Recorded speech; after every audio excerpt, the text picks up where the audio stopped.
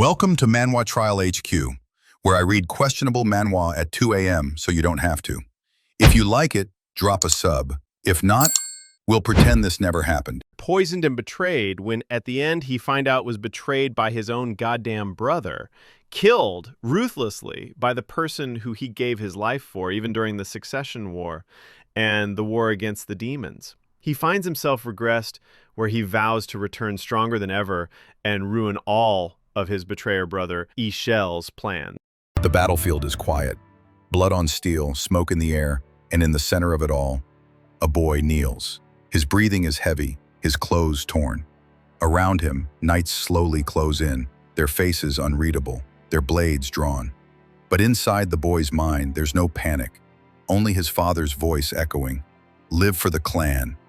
That single sentence shaped his life. He was taught to want nothing, to feel nothing. He was meant to live in his brother's shadow, always silent, always obedient. The boy's name is Cyan Vert. A knight steps forward, clapping mockingly. What a priceless sight, he smirks. The famed brother of that man, on his knees. The knight's name is Boris, and his words sting more than his blade ever could. But Cyan doesn't reply. His eyes narrow, his hand clenches around the hilt of a dagger. He asks coldly, "Was it the Emperor? Who made you do this?" Boris smiles, the kind of smile only the cruelest men wear. "That black fog," he says. "I knew the rumors were true. You're one of them. Mist."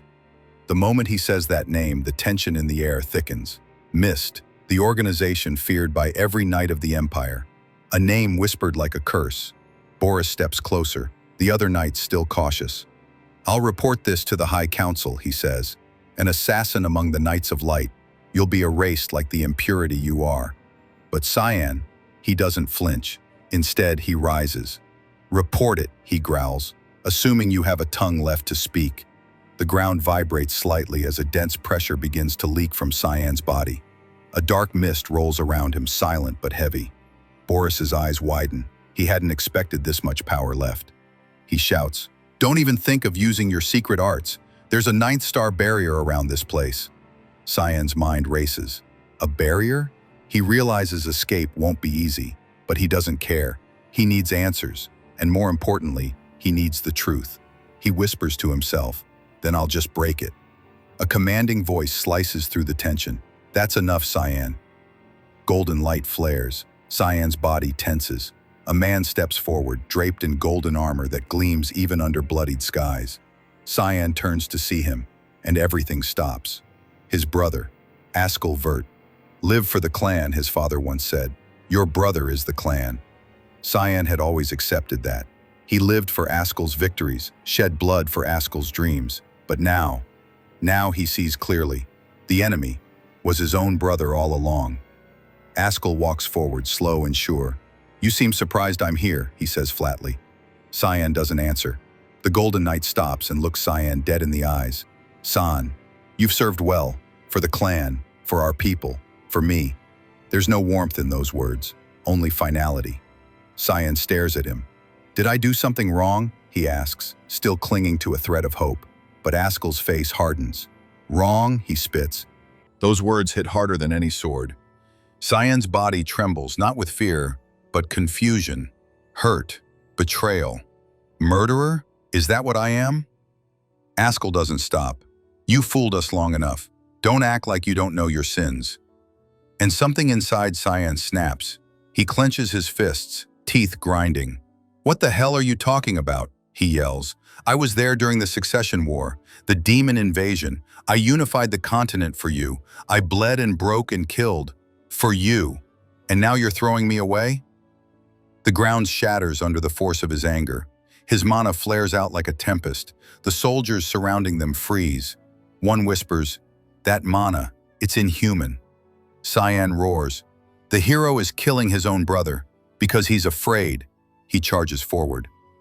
For the first time, Cyan points his blade at Askel. He moves fast, too fast. He spins behind his brother, blade aimed at a vital point. Just one clean strike, he thinks. I'll end this. But the blade never lands. A shield forms instantly, summoned by Boris, who had been guarding Askel's back. Cyan's blade clangs against the barrier, useless. Then the sword of light pierces through him. Pain sears through his chest. Askell stands over him, blade dripping, voice cold. "You poor bastard. I wanted to give you a painless death. But you showed your true nature. You're a demon." He pulls the blade free and kicks Cyan aside like trash. Everything fades. Cyan lays in a pool of blood, numb and broken. Is this how it ends? He wonders. What a foolish life I've lived. But just as the light leaves his eyes, something pulls him back. He screams, eyes white, rage overtaking reason. He charges, dagger in hand. The holy sword meets him halfway, blasting him back. The impact tears through the battlefield like a bomb. Then, silence. "Young master." A voice, soft, familiar. "Wake up." Cyan's eyes snap open. He's in bed, drenched in sweat, and standing before him is Emily. She's scolding him like always, telling him to get up, to get ready. But Cyan can't hear her. He stares at her face, unchanged, the same as he remembered her, 20 years ago. Confused, he asks, "Why are you here?" Emily rolls her eyes. "Still dreaming?" Cyan looks around the room. This place, it's the same room he lived in as a child, the same furniture, the same smell. He touches his own face. Did I go back in time? Emily snaps again. "Young Master Cyan, you're stalling because you don't want to go to training, aren't you?" Cyan's mind reels. Training? And then it hits him. It's the Vert clan's training day. The year is 985, March 1st. I'm 12 again, he realizes. And today's duel is with Krantz, his half-brother, the son of the Duke's wife, Margaret Urzath. The fight that humiliated him. This time, he won't lose. Emily whispers, "Why not just surrender?" Even a maid underestimates him. He grabs the rapier, heavier than he remembers. His body, smaller, weaker. But his mind, it holds 27 years of bloodshed. Standing opposite him, Krantz sneers, "You didn't run?" The Duke signals. The duel begins. Krantz rushes in, overconfident. "Where are you looking, idiot?" Cyan sees through him. He's slow, predictable. He steps aside with ease, avoiding the attack. Krantz stumbles. "Dodging like a coward!" Cyan knocks the sword from Krantz's hand with a simple flick, then kicks his leg out, sending him crashing to the ground. Gasps fill the courtyard. The Duke's eyes widen. Even the Duchess is stunned. Cyan looks down, blade to Krantz's throat. This would be enough, but it's not. He remembers every insult, every moment Krantz tormented him. I won't just win, he thinks. I'll crush him. The duel ends. Cyan stands victorious. The Duke, uncharacteristically pleased, clears his schedule and calls for Cyan to meet him. On the way, a knight named Yoken escorts him. As they walk, they pass Margaret Urzath. She's seething. Cyan pauses and asks politely, "Is Krantz all right, madam?" Her rage boils over. "You dare speak to me? After what you did to your brother?" she spits. Cyan just shrugs. That's how duels go. But Margaret doesn't stop. She calls him illegitimate filth, says he and his mother were trash, unworthy of noble blood. Cyan's fingers twitch. A single thought flashes through his mind. Should I kill her? Cyan begins the chapter with a chilling declaration. His eyes cold and his voice steady. He promises to make her miserable, not in a burst of rage, but slowly, deliberately. "I'll do it nice and slowly," he says. That's when you realize, this isn't just a noble boy. This is a man reborn with a vengeance, and he's not letting anyone off easy. We cut to a sharp, quiet scene. Someone brings up the academy, and Krantz, another young noble. The atmosphere grows tense. "What are you getting at?" one voice asks. But all arguments are cut short with a chilling truth. The Duke's orders are absolute. Now the real story begins to take shape. Cyan is called to a rare private audience with the Duke, his father. They haven't spoken like this in 15 years. That alone tells you everything about their relationship. The Duke isn't just a father, he's a legend. Known across the continent as the man who once stopped the demonic invasion, the guardian of the continent. But Cyan remembers him differently. To the world, he's a hero. To Cyan, He's a man who served others his entire life, but barely looked after his own son. There's no warmth in this meeting, only formality, curiosity, and a hint of disappointment. It's clear this conversation isn't about bonding. It's a test.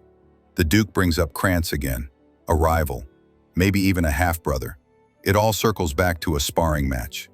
When Krantz lunged with his rapier, Cyan didn't flinch. He saw the strike, predicted it, and dodged perfectly. Not out of fear, but instinct. Everyone was surprised, everyone except Cyan. "I didn't, father," he says. "I simply trained by myself every night." The line hits hard. While everyone else enjoyed comfort, Cyan was sharpening his body and mind in silence, alone, preparing, waiting. But this isn't just about talent. Cyan knows what this is really about. He looks his father in the eye and declares it plainly. "Although we might be half-brothers, I am superior to Krantz." That's the truth he's arrived at. The sparring matches aren't for growth, they're to compare them, and Cyan has no intention of losing. We then see a deeper, more emotional side of him. He remembers a shell, someone from his past, someone he clearly despises. With fire in his voice, Cyan declares that he'll destroy everything a shell tries to build. It's war, but nothing has been decided yet. The path ahead is full of shadows. Cyan's ambition reaches further than court politics. He wants to go to the front lines, a place crawling with hideous demons and cursed landscapes, a place where a war that has raged for centuries still burns bright. Most nobles wouldn't dream of going there. Cyan is asking to be sent into hell itself.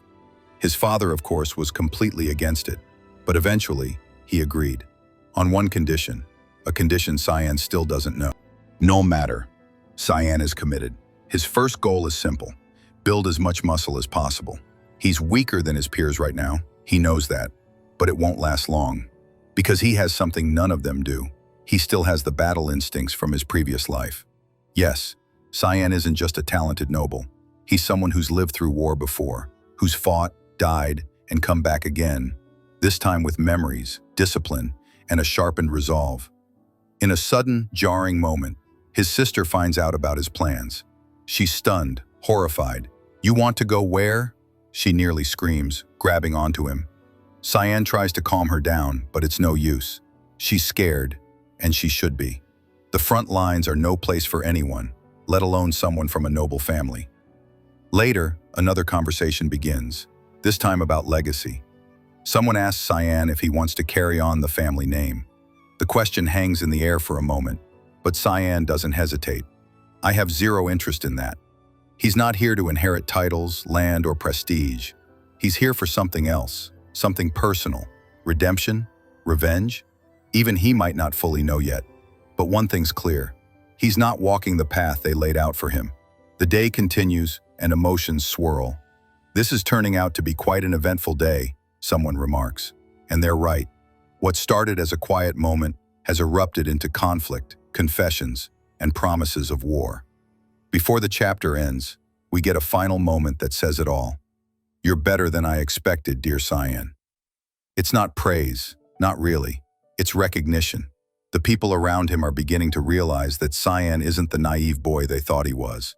He's sharp, calm, dangerous, and he has a plan. By the time the last page closes, one thing is clear. Cyan's life is no longer about noble duties, arranged battles, who clearly skipped breakfast and made violence her only meal, pulls out a sword and goes straight for the neck. The panel even says her sword techniques kill instantly. Like, hello, was this not supposed to be a training exercise? Cyan, completely blindsided by the attempt on his life, has a mini internal breakdown. He's just standing there thinking, wait, is she trying to kill me? And yes, my guy, she absolutely is. Turns out this wasn't just a friendly test match. Oh no, she's gone full berserker mode. Her eyes, clouded. Her presence, ominous.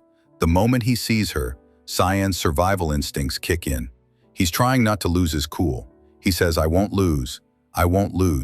But even he knows he's seconds away from becoming a flashback character.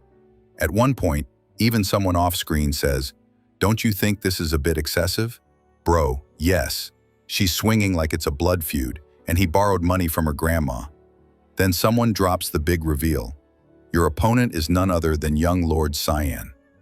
Ah yes, Cyan. The guy who thought he was signing up for combat class and ended up in a fight-to-the-death anime episode. Just when it looks like he's done for, the girl stops. Suddenly, the crazy look in her eyes fades, and she's like, "I'm so sorry, Cyan. I must have lost my senses." What? Ma'am, you just tried to give this boy a permanent dirt nap, and now you're apologizing like you accidentally stepped on his foot? But she's not done yet. She adds, "I just couldn't stand to see you go to the front lines." Oh, okay. So the attempted murder was a protest? Apparently, she got so emotional about him possibly dying at war that she tried to kill him herself. You know, logic. Anyway, plot twist. This girl's name is Ellis, and she's not just some student. She's an S-class beast, a top-tier academy genius. And once upon a time, she and another person named Ishel were being considered as the next potential guardians of the continent. That's a big deal. But then, tragedy. Ellis's life took a dark turn. Something bad happened. It's not explained yet, but we get a strong hint that whatever it was, it changed her completely. Now she's here trying to protect Cyan, not just from battle, but maybe from himself. And speaking of protection, guess who shows up next? A full-on knight. Like armor, sword, the whole package. This guy, Sir Jerkin, walks up like a loyal Labrador in plate mail and says, "I am following His Grace's orders to protect Lord Cyan." Even Ellis is like, "Aren't you my father's guardian knight?" And Sir Jerkin, without missing a beat, goes, "Yeah, well, your dad left on a journey and told me to protect Cyan now. So, new mission unlocked." Cyan is understandably confused. One moment he's dodging sword slashes, the next he has a personal knight and a potentially trauma. Back at the academy, things are heating up. The duel with Ellis might be over, but now Cyan has to deal with a bigger issue, the front lines. This kid wants to fight on an actual battlefield against demons and monsters like he's got a death wish. But Cyan just stares ahead, dead serious. He's got that classic main character resolve, the kind that makes you want to shake him and say, "Bro, therapy." So just when we think Cyan's getting a break, nope. Our guy stares at himself in the mirror and admits the truth. He's still just a kid. A noble name, a strong will, and the trauma of 5 lifetimes, but 0 muscle mass. Basically, if a demon sneezed on him, he'd be done. So what does he do? He goes full gym rat for 2 straight weeks. Ellis, clearly still feeling guilty for almost decapitating him, sends him a little "I'm sorry I tried to kill you" gift. Hellhound's blood. Yes, you heard that right. Blood. From a hellhound.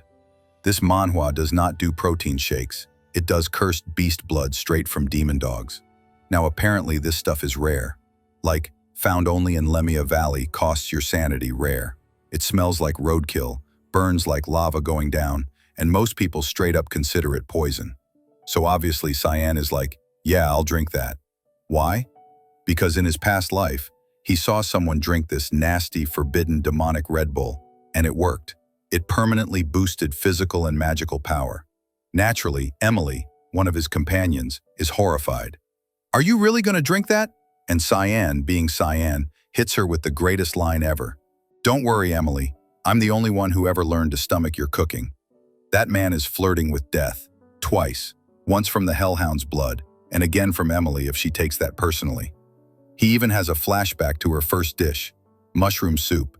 Says his heart stopped after the first spoonful. My guy's out here throwing passive-aggressive shade like it's poison taste testing day. Anyway, post-demonic power shot, Cyan decides to go out for a stroll. Not for air, nah. He wants to test the effects of the Hellhound juice. This is like that guy who hits the gym once and then starts checking for abs in the mirror every 10 minutes. He's been waiting 2 whole weeks for this moment, for his body to adapt, for Jerkin, his night babysitter, to leave and give his routine report, and for Cyan to sneak off and explore a lead he's been keeping quiet. He heads to an old spot, somewhere deep in the backwoods of Velius. Turns out, in his past life, Cyan received a divine revelation from Lumendel, the literal god of light. Like no big deal, just god-tier notifications popping into his dreams. The revelation mentioned an ancient shrine hidden somewhere in those woods to what looks like a cave, but this is no normal cave. It's the kind of place where the walls practically whisper, where glowing glyphs pulse in the stone and your footsteps echo like a warning. Cyan doesn't even hesitate. He presses forward. Sion stood before the ancient stone doors, unsure why his feet had carried him all the way back to this place. This temple carved into the mountain's edge, like a secret too heavy to be spoken aloud. It had been years since he'd last been here, and something felt off the moment he stepped inside. The dust was thicker, sure. The air was heavy with forgotten prayers. But it was more than that. This place, once a sanctuary to the god of light Lumel, seemed like it had been smothered by time. Or maybe history had been buried here on purpose. It wasn't like this before, he muttered. Once, monks chanted beneath these golden beams of sunlight. Now, those same beams fell on rubble, and silence clung to the temple like cobwebs. This place had been erased after the Great Demon War nearly 300 years ago. Lumel, once worshipped here, had been abandoned, or maybe hidden. His eyes caught something ahead, a pedestal, glowing faintly, and atop it rested a sword. He didn't need to be told what it was. Every tale, every dusty tome he'd read, pointed to this moment. Duran DK, the holy sword, blessed by Lumel, the blade that turned the tide of the Demon King's war, the sword that humanity used to win when they should have lost. It felt surreal to see it. In this quiet ruin, glowing faintly, humming like it still had more to say. "So this is what ruined everything?" he said under his breath. He stepped forward, half expecting some divine force to resist, but nothing happened. The sword didn't sing. No light shot out. He touched it. Nothing. With a scoff, he gave it a light kick. "Holy sword, my ass." His frustration bubbled up, but he shoved it back down. He had business here. He came for answers, not symbols. But then he felt it. A presence, a shadow, creeping from behind the pedestal. Unlike the light that bathed Duran DK, this thing had its own aura, cold, hungry. It didn't belong to the light, but it didn't flinch away from it either. What the hell? It slithered forward, shifting like a silhouette on water. At first glance, it looked like another sword's shadow, but it wasn't. Where there was light, there had to be darkness, and Sion had just found it. He stepped toward it, letting his own power pulse forward, just enough to test it. The moment his magic touched the thing, it reacted. The floor shifted, a grind of ancient stone. The altar moved aside, revealing a stairway leading deeper below.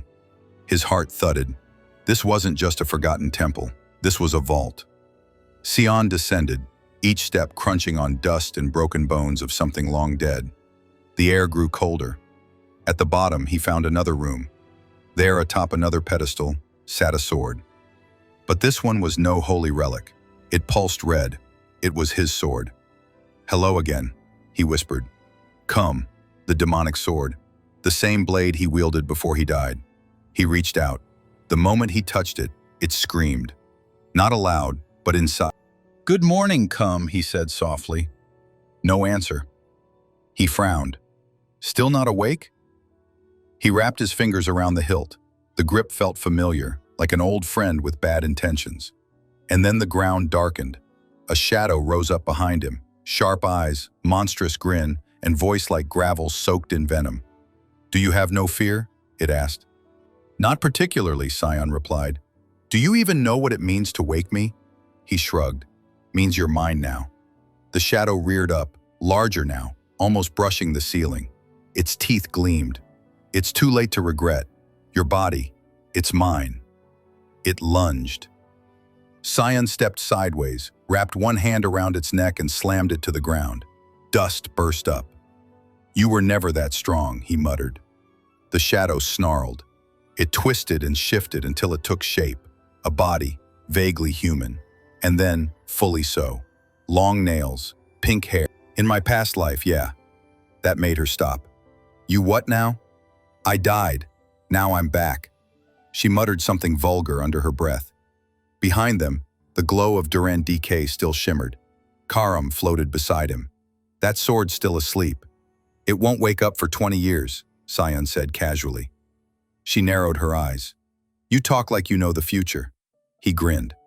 Then, without warning, he drew his sword and slashed the hilt off Duran DK. "What are you doing?" just making things a little more interesting. The carriage rolled away from the castle just as the sun started to set, casting everything in orange light. It gradually slowed down until it came to a stop. Sen sat inside, wearing a shield strapped across his chest, trying to wrap his head around the fact that the day had finally come.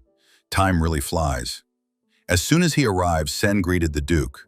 The Duke, in his usual serious tone, told Sen this would be the last time he'd ask. Was he really sure he wanted to go to the battlefront? If he wanted to back out now, no one would hold it against him. But Sen didn't flinch. "I'm sure," he said. "My heart's already on the battlefield." The Duke nodded and signaled Yulen to bring something out. Yulen unrolled a scroll. One Sen recognized immediately as a magic scroll. What are they summoning now, he wondered. With a soft glow, the scroll activated, and out of nowhere, a flaming creature materialized in front of them. Its paws were massive, claws razor-sharp. It was a hellhound, a low-ranked demonic beast from the Lamia Valley. Sen thought about how much work must have gone into setting up this test. The knights all gripped their swords, ready to jump in if things got out of hand. He could tell they were ready to intervene at a moment's notice. The Duke looked at Sen seriously. "You're responsible for whatever happens now. Show us how strong your resolve really is." Sen drew in a breath and tightened his grip on his sword. His mind flashed back to a sparring match with Yulen. That day, Sen had asked him for a duel, saying, "I've only got 3 days left until my promise to my father is due. I can't just swing my sword around in the air anymore. I need a real fight. Help me out." Yulen was reluctant, suggesting maybe Sen should spar with someone his own age, like the young Master Cran. But Sen shook his head, saying Cran kept running away whenever he saw him. Eventually, Yulen gave in. "Fine, but I'll only defend and I'm keeping my sword sheathed," he said. "You can come at me with everything you've got." Sen smiled. "Thanks. Just one more thing. Whatever happens in this duel, don't tell my father." Yulen was confused but nodded. The fight started. Sen came at him with a heavy swing. Yulen blocked it easily, but still felt the surprising weight behind the attack. From a 10-year-old kid, he thought. Sen didn't let up. He was fast. So fast, Yulen lost sight of him for a second. Then he felt a presence behind him and barely managed to block in time. Blow after blow, Sen attacked with everything he had. Despite all that effort, Yulen blocked every strike. Sen admitted to himself, "Yeah, I still can't beat him," but he appreciated the spar. Yulen was out of breath, stunned at how much the weak young master had grown. Back in the present, Yulen watched quietly. "My hunch was right. He can do this," he thought. The hellhound growled, its eyes locked onto Sen. It charged. Sen braced himself. The creature sped past him, narrowly missing. He knew it. Fighting a beast like this with his current skills was pushing it. He had to finish this fast. The beast circled back and lunged again. This time, Sen was ready. He leapt into the air and brought his sword down, aiming for its neck. The blade pierced straight through the hellhound's skull. It collapsed, bleeding out. The knights stared, speechless. The Duke simply nodded in approval. "Impressive," he said. "See you at the front lines." Sen bowed in thanks. A puff of smoke appeared on his shoulder. Harem, his demonic sword companion, now in her tiny form. "Do I look like a kitchen knife to you?" she snapped. Sen shrugged. "Of course not. You're a demonic sword. Why would I think that?" "Then use me already. I need blood to get stronger," she shouted. She stared at the dead hellhound, licking her lips. "Come on, just one gulp, please." Sen smirked. "Don't worry, soon I'll use you as much as you want. Get ready." Harem rolled her eyes. "Should have woken me up earlier, you know." Before they could bicker more, an ogre appeared from the northwest. The Duke didn't hesitate. "Set up defenses. Take it down. No one gets out alive." "Restraint of salvation," the knights shouted. A bright yellow mark lit up in the sky. A magic circle formed under the ogres. Chains burst from the ground and locked them in place. "Attack!" the Duke ordered. The knights swarmed in, slashing through the ogres like they were nothing. The monsters roared, but the knights didn't flinch. Sen watched from horseback. Behind him, Emily was trembling. "Why are we even here?" she cried, tears streaming. "Why'd you have to come to a place like this?" Sen sighed. Deep down, the front lines felt familiar. The Duke rode up beside him. How does it feel being out here? Honestly, a little nervous. Good. Never let your guard down here. You never know what's coming. Sen nodded. That advice stuck with him. Out here, battles broke out multiple times a day. Each had its own protocol. But with elite knights holding the line, most monsters were dealt with fast. He'd been assigned to the safest zone, way in the back. The guards were sharp, and there wasn't much action, which meant he couldn't feed Karam easily. He glanced over at Emily, bundled in blankets. She shivered. "Didn't the Duke tell us how dangerous it is?" she said. "We don't even know when or where we'll die." "Then go back," Sen said plainly. She exploded. "Are you kidding? You can't even make tea without me. You think I'd leave you here alone?" She stood up and waved him off. "It's dinner time. Move." Sen started to speak again but stopped. He wondered what would happen if he just told her to leave. How dare she treat her master like that? Later that night, he tucked a dummy wrapped in blankets into his bed. Looked just like him sleeping. It would do. Working out even... "Sorry if I woke you." "No, it's fine. The Duke would be proud," she said, half asleep. Sen pulled up his hood. "I'm heading out. Keep things normal, all right? If anyone asks, I'm asleep." He darted through the camp, slipping past guards. Gotta move fast, he thought. Too many patrols at night. He activated his fog spell, Thick Fog, Fog's Descent, and disappeared into the haze. He reached a spot swarming with monsters. Perfect. Karam's voice lit up in his head. Smell that blood? Let's go." Several hellhounds charged at them. "Time to go wild," Sen said. He and Karam moved like lightning. Sen sliced through beasts like a dancer. Fog sword. Rushing fog storm activated. He spun through enemies like a whirlwind. After the frenzy, he shoved a tube into a corpse and drained blood into a mug. He took a long gulp. "This is the stuff." Karam let out a satisfied sigh. "God, that's the first time I've felt alive since waking up." "We'll keep grinding like this," Sen said. "How long until we're strong enough, you think?" Before he could answer, more hellhounds appeared. Sen smirked. "Don't worry, the night's still young." Karam laughed. "Ogres, hellhounds, crocodiles, bring 'em all." That same night, under a sky heavy with stars, a carriage escorted by knights wound its way through the mountain roads. Inside, a girl with silver hair sat calmly, staring out the window, her expression unreadable. "Your Highness," said a woman beside her, clearly an attendant. "The front lines are far too dangerous. Should we really continue?" The girl didn't even turn her head. "Stop treating me like a child." "But..." "How many times must I remind you?" she interrupted, her tone sharp. "I'm the Imperial Princess. I have a duty to assist my father in his tours. I won't run from that." The attendant gave a resigned sigh. "Understood, Your Highness. Her Duke Vert's youngest son is at the front lines too. Supposedly he's around your age." The princess raised an eyebrow. "Since you're both young, maybe you two could get along?" The princess rolled her eyes and turned away. "Not interested." "Of course," the attendant replied with a small smile, sensing the conversation was over. A few heartbeats passed. "What's his name?" the princess asked quietly, eyes still on the window. "Kanan Vert," the woman answered. "Kanan," the princess echoed, letting the name settle in her mind. The moonlight hit her face just right, finally revealing it in full. Beautiful, dignified, and clearly not one to be underestimated. Waifu candidate number 1 had entered the story.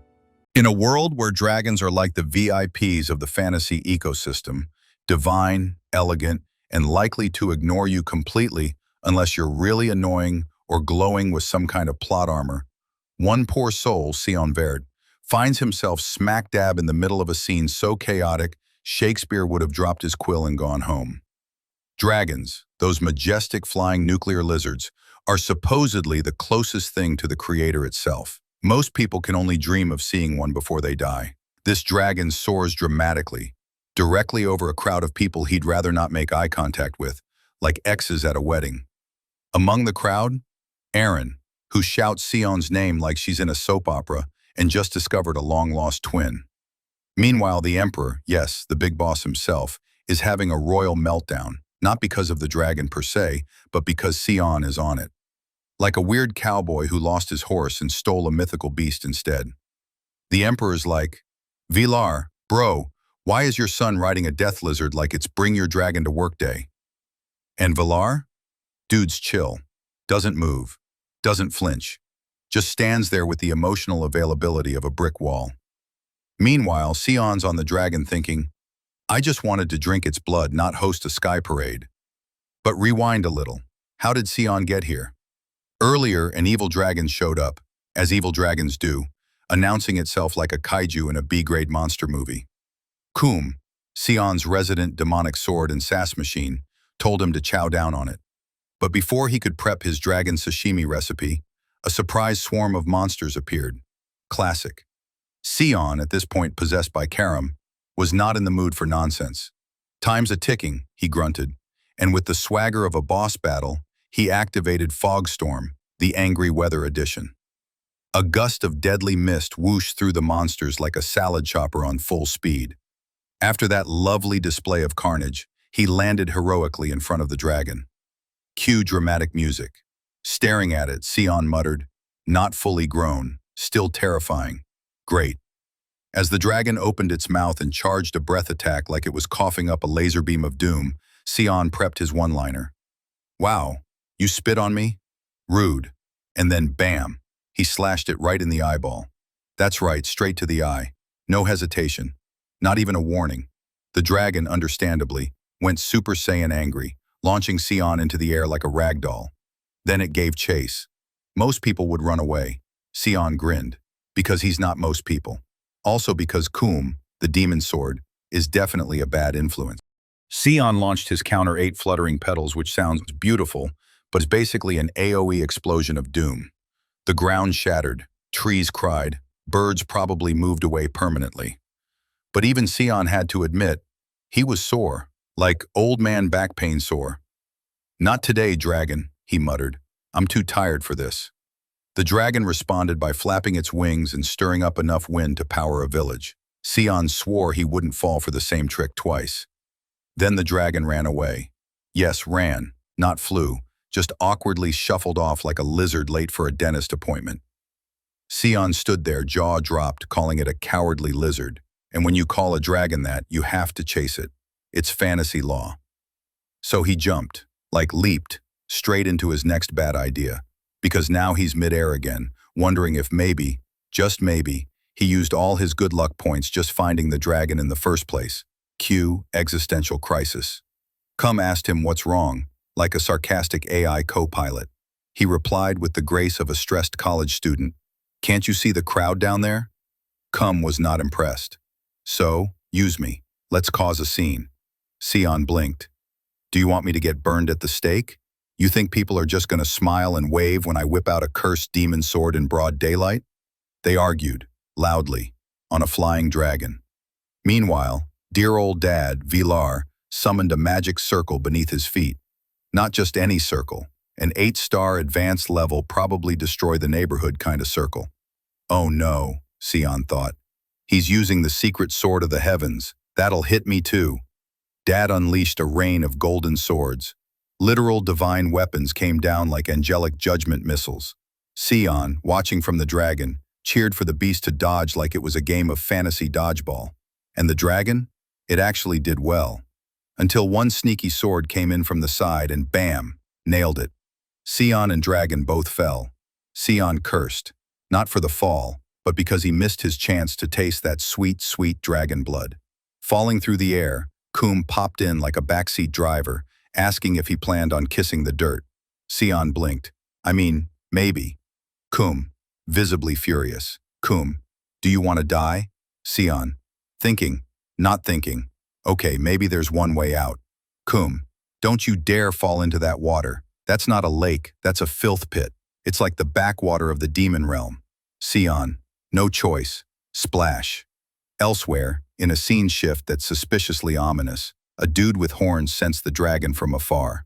Silver-haired, smug, and clearly way too calm, he muttered, Yo, a devil dragon. That's rare.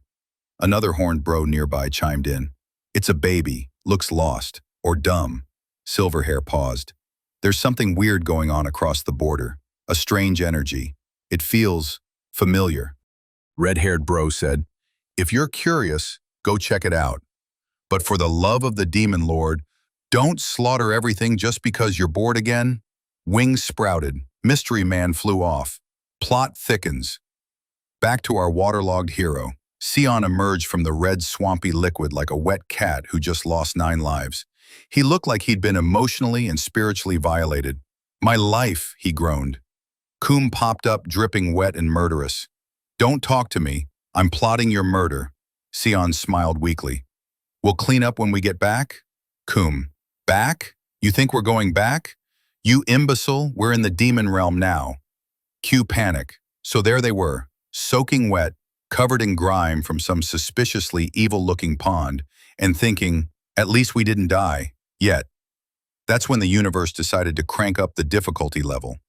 Before Sion could finish telling Coom, his snarky demon sword partner, that there's no way they'd bump into a high-level demon in the middle of nowhere, someone just had to appear and make it awkward.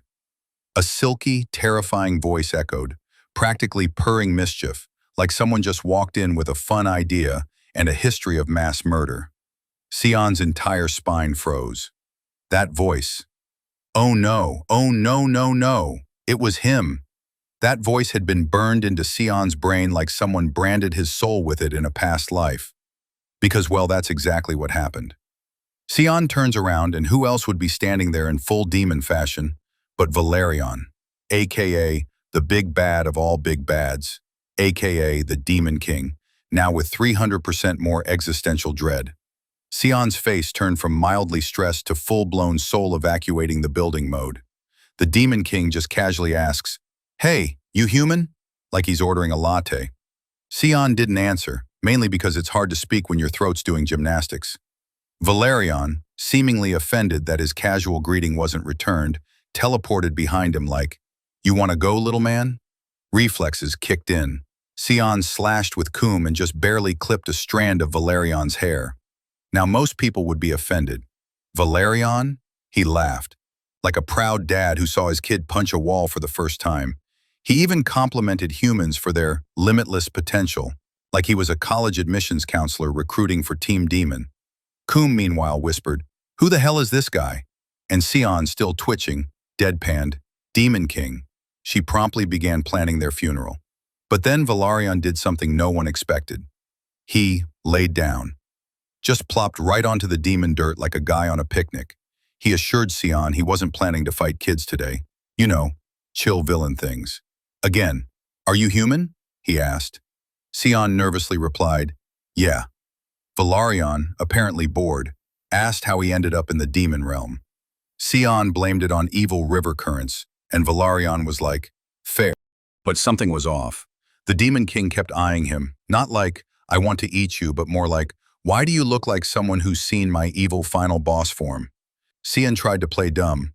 "We've never met," he insisted. Valerian didn't buy it. "Huh, funny. I've never met a human, yet you seem weirdly unfazed by the whole Demon King thing." He even asked if Sion's mom had ever used the "be good or the Demon King will snatch you" threat. Sion, mentally, "Bro, you killed half the continent in my last life. You're not a bedtime story." Then Valerian explained, somewhat proudly, that as Demon King, it was part of his royal routine to do the rounds across the demon realm. You know, standard monarch duties. But halfway through his explanation, he suddenly stopped. "Wait, did you just call me Demon King like it's normal?" he asked with wide eyes. Sion froze. He was caught. This Demon King wasn't supposed to know he'd be that terrifying in the future. So now Sion's internal panic had reached DEFCON 1. He remembered the timeline, the war, the invasion, the rivers of blood, and realized something was very, very wrong. Because this version of Valerian, he wasn't that monster. Yet, he was calm, maybe even kind. Still horrifying in that I could sneeze and destroy a city kind of way, but also thoughtful. So Sion made a choice. With all the courage he could muster, and a voice only slightly cracking, he asked Valerian a question. "What is it that you actually want?" The Demon King blinked, then smiled. "I want my people to eat well, to live well." Pause. "But if anyone messes with them, I'll kill every last one of them." Sion. Well, that escalated quickly. But for a brief moment, Sion saw it. The true Valerian, the one from his past. That version wasn't gone, just caged, sleeping. Something, someday, would wake that monster up. So Sion did the only thing that made sense. He offered a deal. He told Valerian that something was coming, an incident, one that would twist him into that war-hungry beast. He didn't know what it was exactly, just that it would ignite a war between humans and demons, and he wanted to prevent it. All he asked?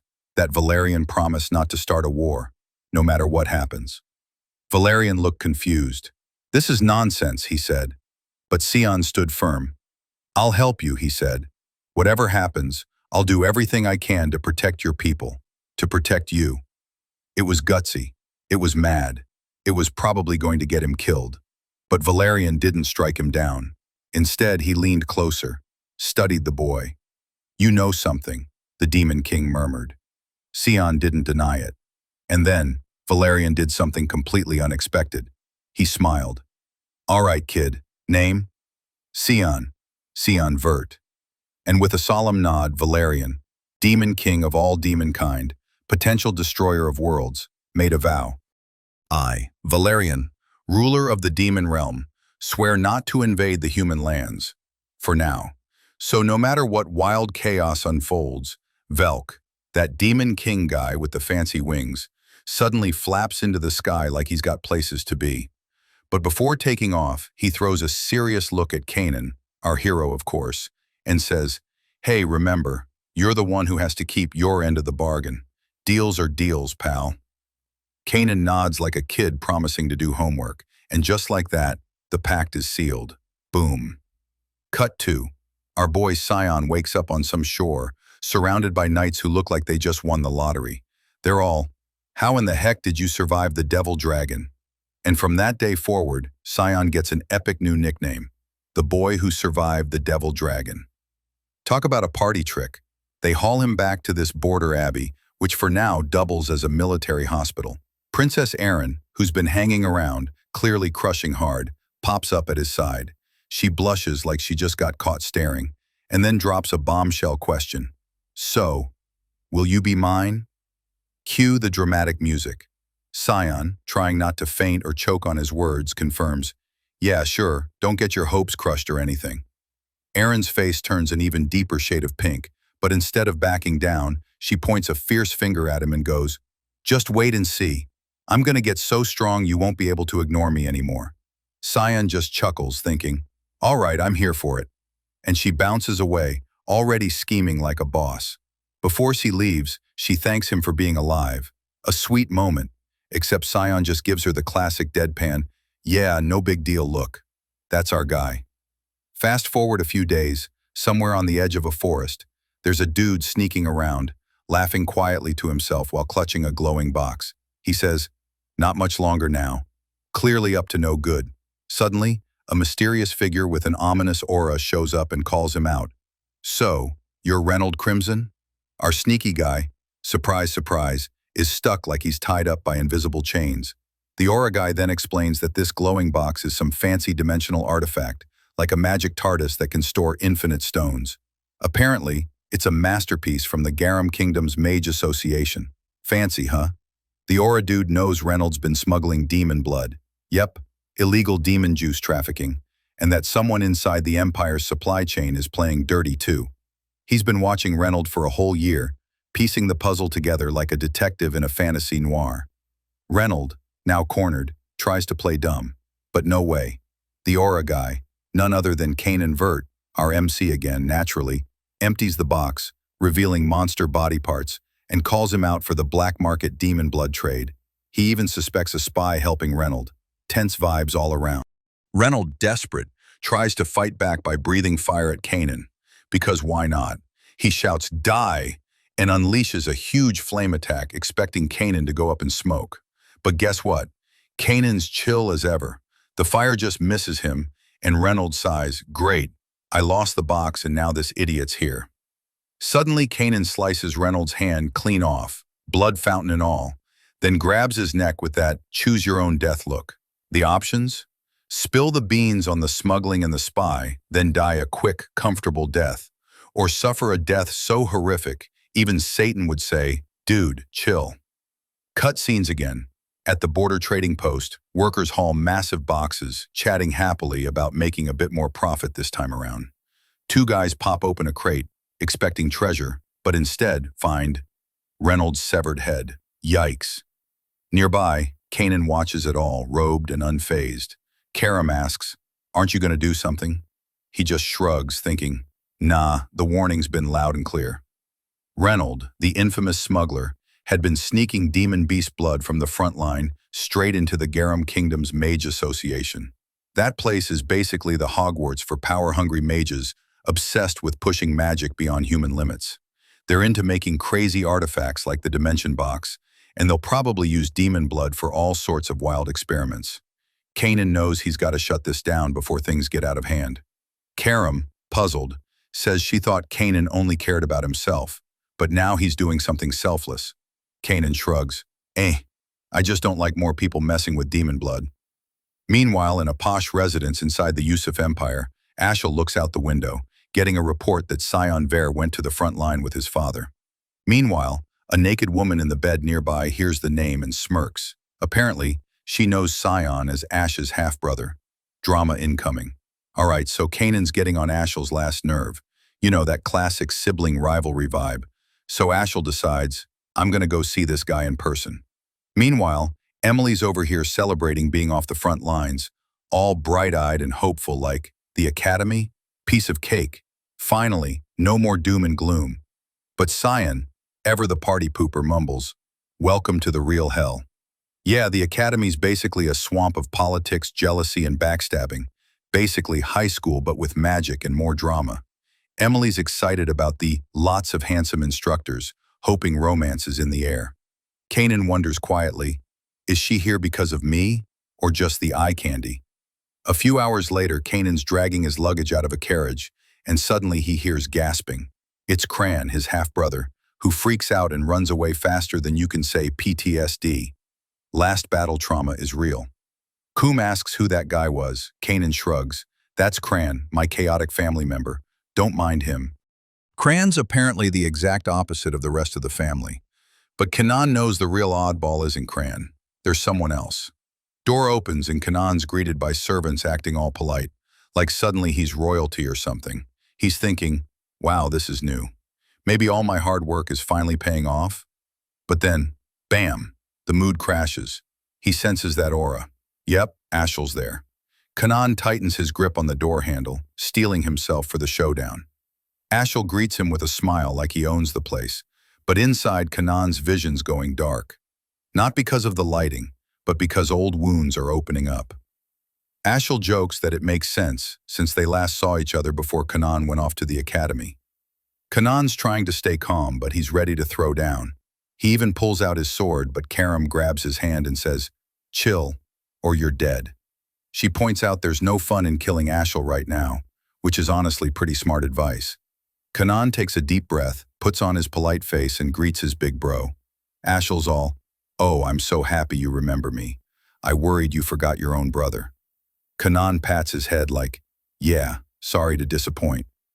Ashel's heard Kanan's gotten better at swordsmanship and says soon he'll be helping him in battle. Then he corrects himself. No, I'm going to be helping you.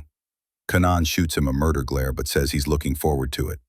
Sibling rivalry level. Expert. Ashel's pretty chill knowing Kanan came just to see him, because Ashel isn't one to waste time on anyone he considers useless. Meanwhile, Emily's complaining Kanan didn't even help with her luggage. She stops at a door to rest, opens it, and screams. Not because of ghosts, but because the first young master is right there. Ashel tells her he knows she's close to Kanan, and that she should just do her work and ignore him. Emily's nervous, tells Kanan he should have warned her the first young master was around. Kanan just grumbles, leave me alone. Emily wants to argue, but Kanan's scary enough that she backs off. Later, Kanan's puking in the restroom, classy, breathing hard, and Karam asks why she stopped him from going full rage mode. Kanan's like, shouldn't I be thanking you? She says nah, she just wants his rage to build because honestly, that makes him tastier or something. Kanan smiles, as expected of Karam. Down the hall, a man reports to Ashel that he's tracked down the second young lady. She's in the north, in the White Elves' territory. Ashel knows the White Elves hate outsiders, but says, well, my sister's good at dealing with people. He tells the man to let him know when she's heading back. The man says Ashel looks brighter than usual and wonders if the young master visit was fun. Ashel admits he's actually in a terrible mood, thinking back on Kanan's murderous glare, like he was staring down a lifelong nemesis. Ashel knows Kanan's driving him nuts and says he'll keep an eye on him. The man promises to assign someone for the job. Ashel stares out the window, still haunted by Kanan's eyes, wondering just what Kanan Vert is hiding. And hey, here's a little spoiler for you. Kanan's definitely got some secrets. Okay, so Sion's this close to getting sweet revenge on his loser stepbrother Ashel, like sword-swinging level close. But luckily, his thick demonic sword stopped him just in time. Ashel's a bit wary now, remembering those crazy fiery eyes Sion gave him. Yikes. Fast forward to the big day. Sion's got to leave for the academy. Carriage is waiting, knights are all around, and Emily? She's fuming. She tells Sion she's disappointed in him, not for leaving, but because she can't go with him. She's basically whining, you should have told me. But hey, no use crying now. Sion's all chill, tells her it's not his fault he can only take a single knight escort. He says goodbye, even gives Emily a little pep talk to behave with that signature smug grin. Emily's the kind of maid who's got his back no matter what. And that's saying something. Carriage starts moving, and Emily's stunned that Sion just left without a proper send-off. So naturally, she screams from the distance, "Don't get bullied. Stay strong." Classic Emily. Sion smiles to himself, remembering how when he was just a sick kid, feverish, losing consciousness, Emily was the one who carried him through rain to the nearest doctor. She literally saved his life back then, and he knows it. He flashes her a bright smile and jokingly threatens, "Act right or I'll kill you myself." Emily rolls her eyes, knowing it's just his weird way of saying, "I care." After that emotional moment, Sion relaxes in the carriage, but then his face darkens. Why the heck does it take 6 whole nights of intermediate stops just to get to the academy? Something's fishy. The carriage rolls on into the night. 2 knights exchange a meaningful look, some silent signal going on. Sion, lying inside, senses something off. Suddenly, they stop. One knight tells him they'll camp here for the night. Sion asks where they are, and the knight says, Sayern, the central city. But Sion's already suspicious. There's no forest like this near Sayern. No shady woods either. He knows. They're trying something. Eventually, the knights tell Sion he can come out. Sion steps out, making small talk, even commenting that the airs are refreshing, just to check out the area. But the knights? They've circled him, swords drawn and ready. Red flag. Sion asks, "Who's behind this?" Silence. Nervous glances. Out of 6 knights, one dude's smirking like he's got a secret. Sion's not having it, and with a more intimidating glare, repeats the question. That smirking knight steps forward, says Sion doesn't need to know because he's going to die soon anyway. Charming guy. He says there are no hard feelings, but then points his sword at Sion, suggesting he be nice so it's as painless as possible. Sion's supposed to just stand there with eyes closed, like that's going to happen. The knight rushes at Sion, sword swinging, shouting, "Goodbye." Blade's about to slice Sion's neck, but in a split second, head flies off. Not Sion's head, the knight's. Everyone's stunned. The knights stare in horror, unsure what just happened. Sion, still holding his demonic sword, demands, "Who's behind this?" Suddenly the atmosphere changes. The knights feel something weird. Fear. Sion's eyes glow red, burning with fury, and he asks why nobody's moving. Were they really not expecting this? One knight in the back is straight up shocked, but the others snap out of it and charge. Bad move. This fight, totally one-sided. One by one, knights scream in pain as Sion slices through them with deadly precision. Then Sion notices a knight trying to run. Too late. Wham! Something hits him from behind. Sion effortlessly throws his demonic sword like a boomerang, and it hits the fleeing knight down. Sion's not here to play. Watch out, Academy, because things are about to get wild. Bullseye. The last knight left was trembling, tears streaming down his face, unable to even blink as the bloody bodies of his comrades lay scattered around him. He wondered if Cannon, the kid he just faced, was really only 11 years old. Sion calmly extended his hand, silently summoning his demonic sword back. The knight's mind raced. No wonder Cannon survived fighting a dragon.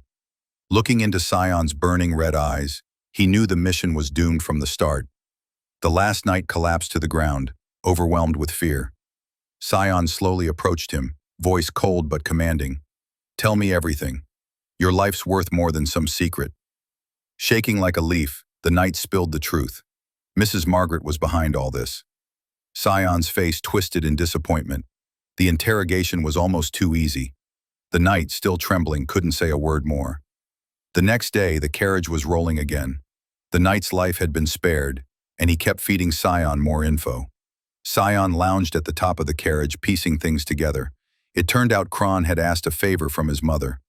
Sion's dark aura flared the moment he heard, his loser stepbrother. He was itching to teach that fool a lesson. Suddenly, the knight's worried voice interrupted him. "What's going to happen to me now?" Tears welled in his eyes. "Are you going to kill me?" Sion smirked, noting the knight wasn't that sad. The knight reasoned, "We were the first to try and kill the young master. I deserve no mercy." Breaking the tension, Sion casually told him, "Just keep driving." Then he added with a hint of warning, "There's a difference between being useless and having no value. Remember that." The knight, stunned and grateful, could only manage a shaky, "Thank you." Moments later, Sion grinned and announced, "We're finally here." Before him stood the grand city of Seyfern. Elsewhere, a vase shattered violently. A trembling voice demanded, "What do you mean by that?" Important news was being delivered. One knight was missing. The other 6 were found dead. Apparently, Sion had left Seyfern 10 days ago. Mrs. Margaret was standing there, hands shaking in rage. She blamed the man before her for this fiasco. Screaming, she demanded how they failed to eliminate some little child. The butler bowed low, sweating heavily. "We underestimated the young master. There's someone behind the scenes we don't know of." He begged for another chance and promised to send someone to finish the job at the academy. Mrs. Margaret's face twisted in displeasure. She worried that sending someone would just provoke Sion further. She remembered the menacing glare he'd given her when she crossed him. She wanted her son to graduate in one piece. Turning her back, she ordered the butler to do nothing for now, but warned him to keep their conversation a secret. Anyone who knows about this must be eliminated. The butler left, unaware someone was watching from the shadows in the hallway. Back with Sion, he was taking a short nap. It had been 10 days since leaving Seyfern. The knight spared earlier, Brian, had become his loyal subordinate. Sion assumed Mrs. Margaret already knew he was alive. At this rate, he'd reach the Royal Academy safely. His only dilemma? What to do about Brian. Suddenly, Brian informed him, "We've arrived." Annoyed, Sion muttered, all right, brings back old memories." The carriage stopped at the academy gates. He couldn't call them good memories, but he knew the academy had changed him. Inside, Sion flashed his emblem and introduced himself. Sion Ver, of the Duke Ver family. The staff looked stunned. One lady quickly snapped to attention and confirmed he was registered. "Just head to your dorm and wait. The entrance ceremony and elemental test are in 2 days." She handed him a key, along with a letter. Sion's eyes widened. "Are you sure there's no mistake?" Moments later, bags thudded onto the floor. Brian's mouth dropped open in shock. Turns out Sion's dorm room was none other than the Royal Hall, the Academy's most luxurious suite. "No one in our family has ever gotten this kind of treatment," Sion thought. "Someone definitely had a hand in this." He snapped Brian out of his awe. "Is all my stuff here?" Brian nervously nodded. Sion dug into his coat's inner pocket with a serious look. "Your role here is done." Brian panicked, begging, "Wait, don't kill me." Instead, Sion tossed him a bag of gold coins. Sion just kept walking. "Consider this payment for your hard work these past few days." Sion reached into his coat and pulled out a heavy bag of gold coins. "This is for your hard work," he said, tossing it to Brian. "Enough to start a new life anywhere. You might end up dead if you go back to Vus." Brian was speechless for a moment. Then suddenly he dropped to his knees. "Young Master, Brian Kendrick, an official knight of Vus, asks your permission to serve you for life." The excitement that should have filled the air vanished instantly as Sion's eyes widened in shock. "A knight? He couldn't believe it. Brian bowed his head deeply. I'm the lowest of the low. Usually I'm treated as a mere coachman. He spoke quietly. My father told me if I find someone worthy of my trust, I should serve them without hesitation. Cyan sighed, shaking his head. That's a foolish thing to do. Caught off guard by the cold answer, Brian still held his ground as Cyan's dark aura flared. How can you be sure I won't stab you in the back one day? Brian answered without hesitation. It doesn't matter if you do, I'll still serve. Cyan smiled thinly and tapped Brian's shoulder. Good, then don't ever think about betraying me. That was Cyan's way of accepting Brian as his knight. The carriage door opened, Cyan said. We won't attend the entrance ceremony. Head straight to the elemental test. Brian still couldn't believe what just happened. Inside the Royal Academy's dean's office, two officials discussed this year's talented students. The testing hall buzzed with aspiring students. On the platform stood Princess Erin, silver hair glowing in a bright aura. Her stats? Mana. 2 stars. Physical. B rank. Element. Light at 52% proficiency. Next was Seth Shaharan, a massive, muscle-bound guy. Mana. 3 stars. Physical. A rank. Element. Sand. At 71%. An older man scrolled through the student info and stopped, his eyes fixed on Cyan. Kanan Vert, he murmured.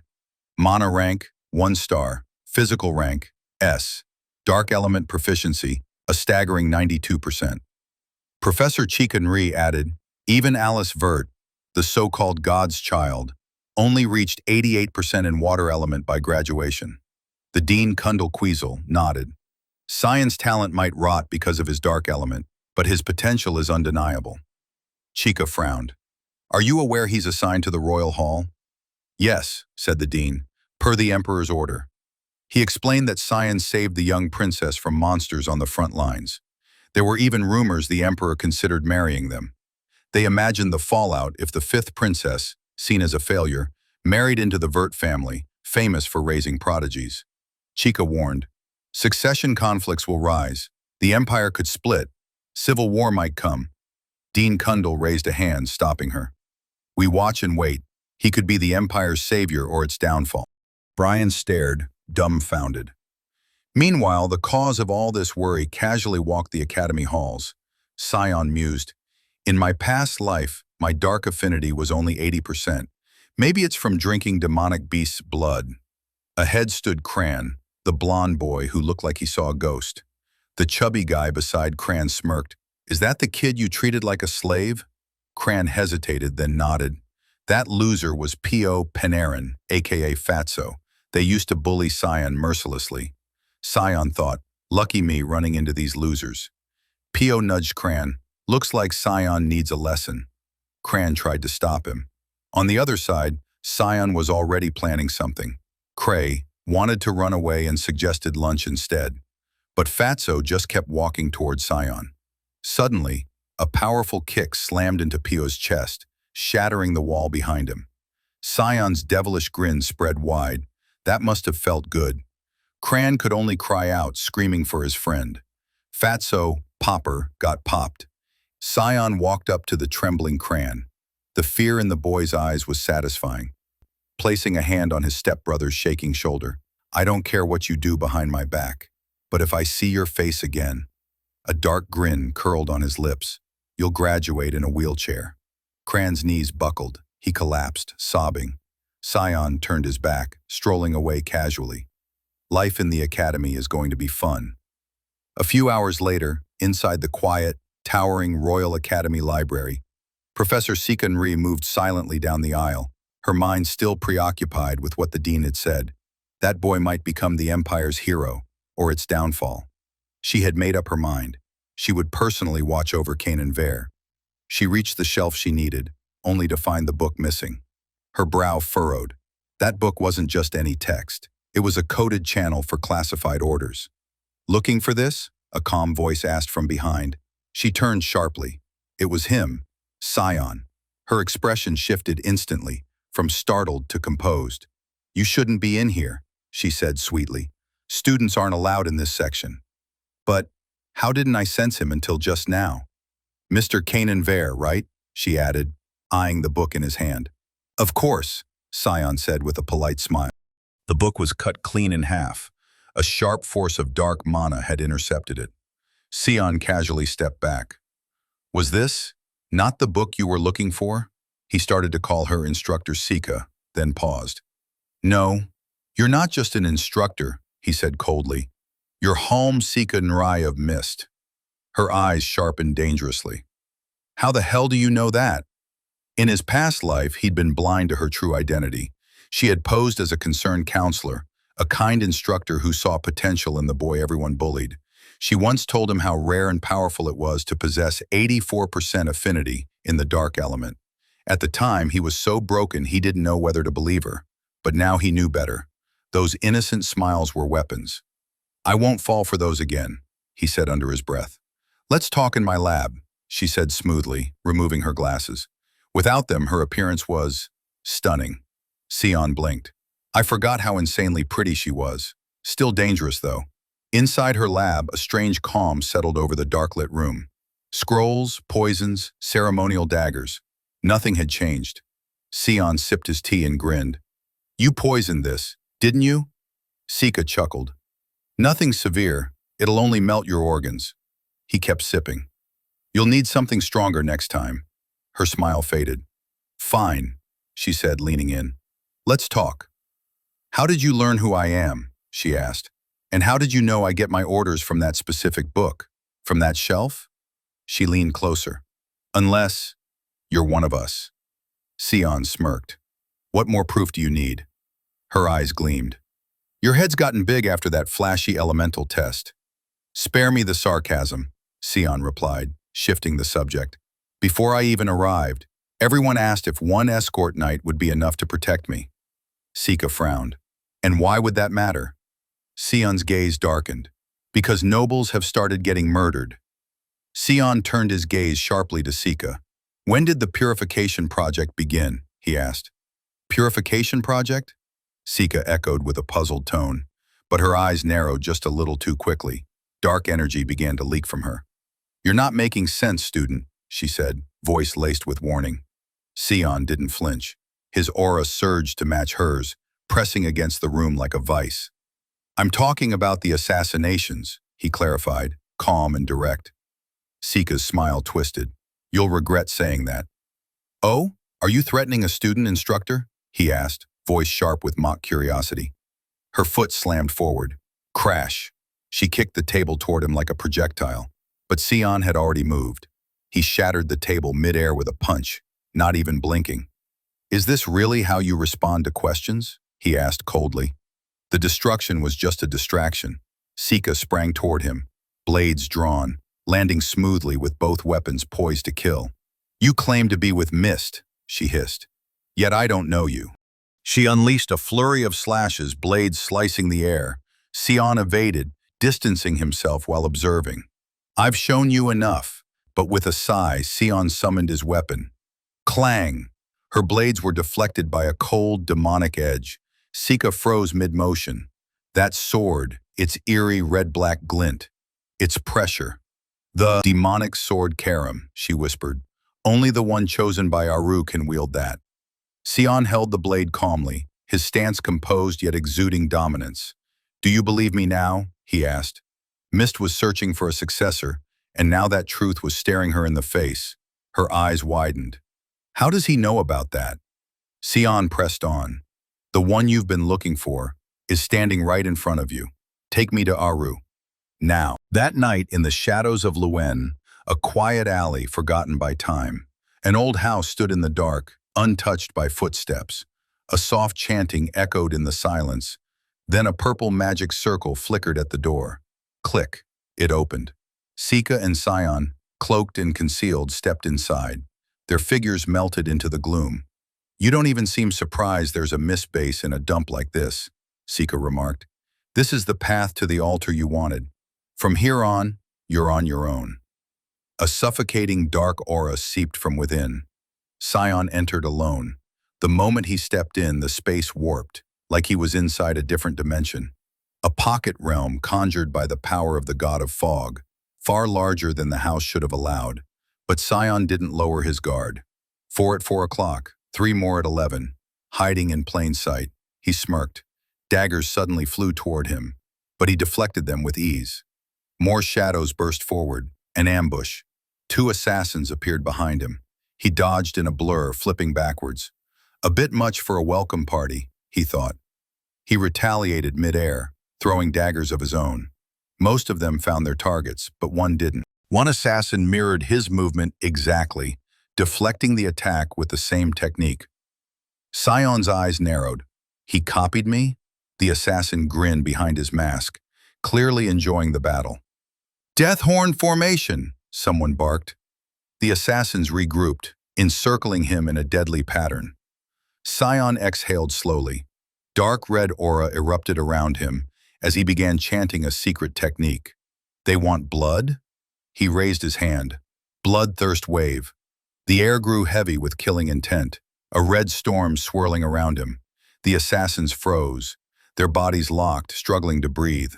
One by one, they dropped, immobilized by the sheer pressure of his manifested bloodlust. Sion didn't kill them. He didn't need to. But he noted the one who blocked his dagger was still standing. High rank, probably one of Mist's elites. I don't have time to waste, Sion muttered. He activated a fog sword technique, unshakable roots of the great tree. His arm surged with energy, demonic sword glowing in his other hand. The assassin dashed in with supernatural speed, forcing a clash. Clang! The impact cracked the floor. Sion was stunned. He stopped my technique, mid-cast? No ordinary Mist member could have done that. The assassin's mask slid off. His face was revealed, young, sharp-eyed, smiling with thrill. Sion's expression twisted, half in shock, half in disbelief. Wait a damn minute, he muttered, eyes locked on the now unmasked assassin.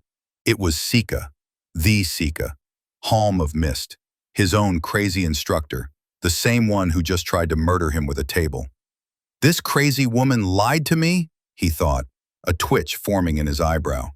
She hid her presence just to fight me? Before he could finish processing, Sika grinned like a maniac. Let's see how far you can go, she purred. Annoyed, Sion launched a series of high-speed sword slashes. But Sika? She was loving it.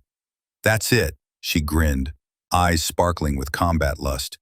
You're really good with the fog sword. That makes me even more curious. Just as she was about to goad him further, Sion ran. Straight up turned and sprinted in the opposite direction. Hell no, he thought. I've seen enough. She's a Zeal, one of those battle maniacs who fights until someone dies. I'm not suicidal. Sika, of course, chased after him like a lunatic, bouncing off the walls like a possessed squirrel.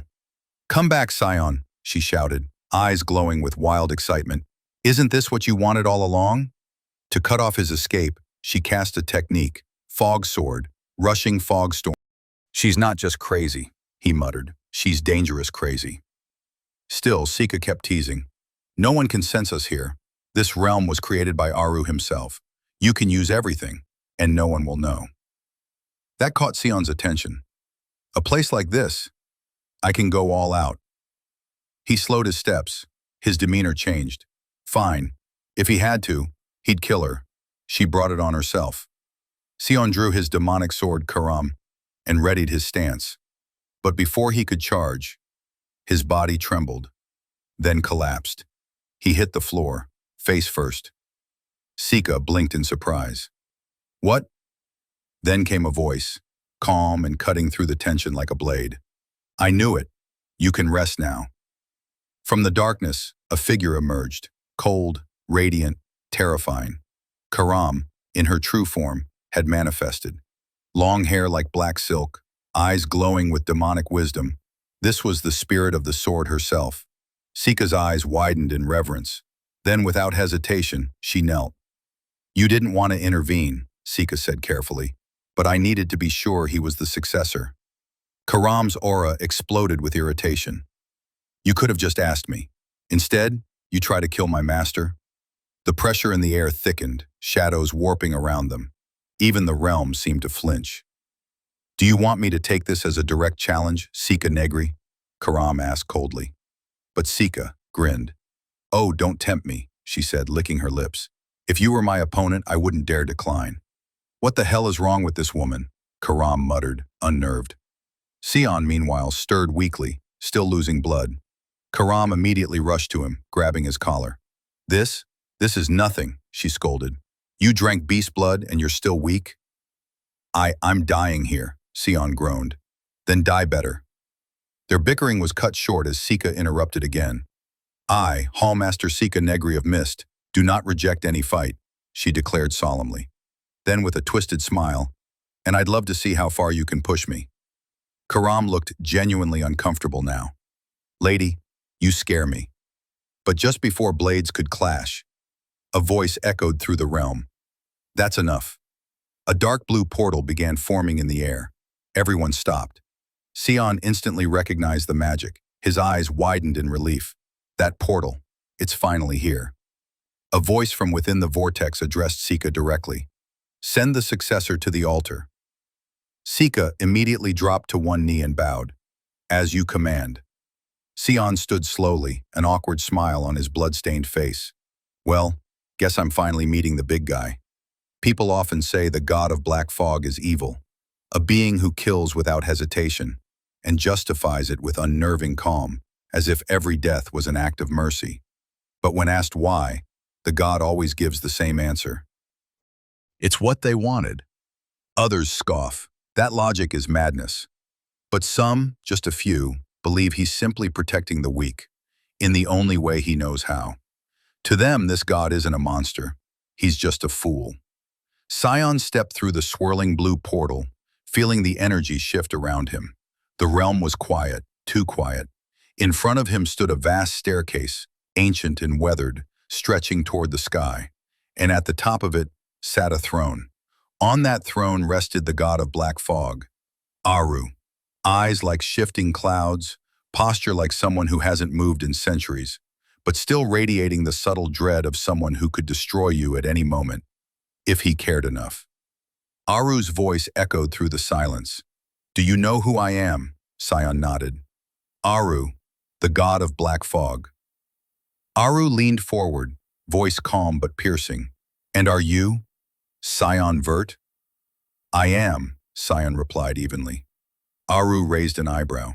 And what evidence do you have to claim yourself as my successor? Sion answered. You've already felt it, haven't you? The fog in me, the mist stone chose me. Aru nodded slowly. There are two paths to becoming my successor. One, I grant you the mist stone myself. The other is when the stone chooses a worthy soul. He glanced at Sion, gaze sharp. I've never met you before, which means the stone made its own decision. He paused, then added, It did vanish from the altar a year ago. That fits your timeline. Sion said nothing. And the fact that you awakened Karam when I couldn't even find her, Aru chuckled. I'd say you handled her well. Sion kept his expression unreadable. Aru then stared directly into his eyes. There's a strange light in you, not something that belongs to this timeline. Sion blinked. You mean, you didn't bring me here? Aru shrugged, lounging back like a tired librarian. If you were hoping for some all-knowing god figure, you're in the wrong realm. My power's been stripped for a long time now. I'm just here. That hit Sion harder than expected. It all made a twisted kind of sense. Aru continued, voice almost amused.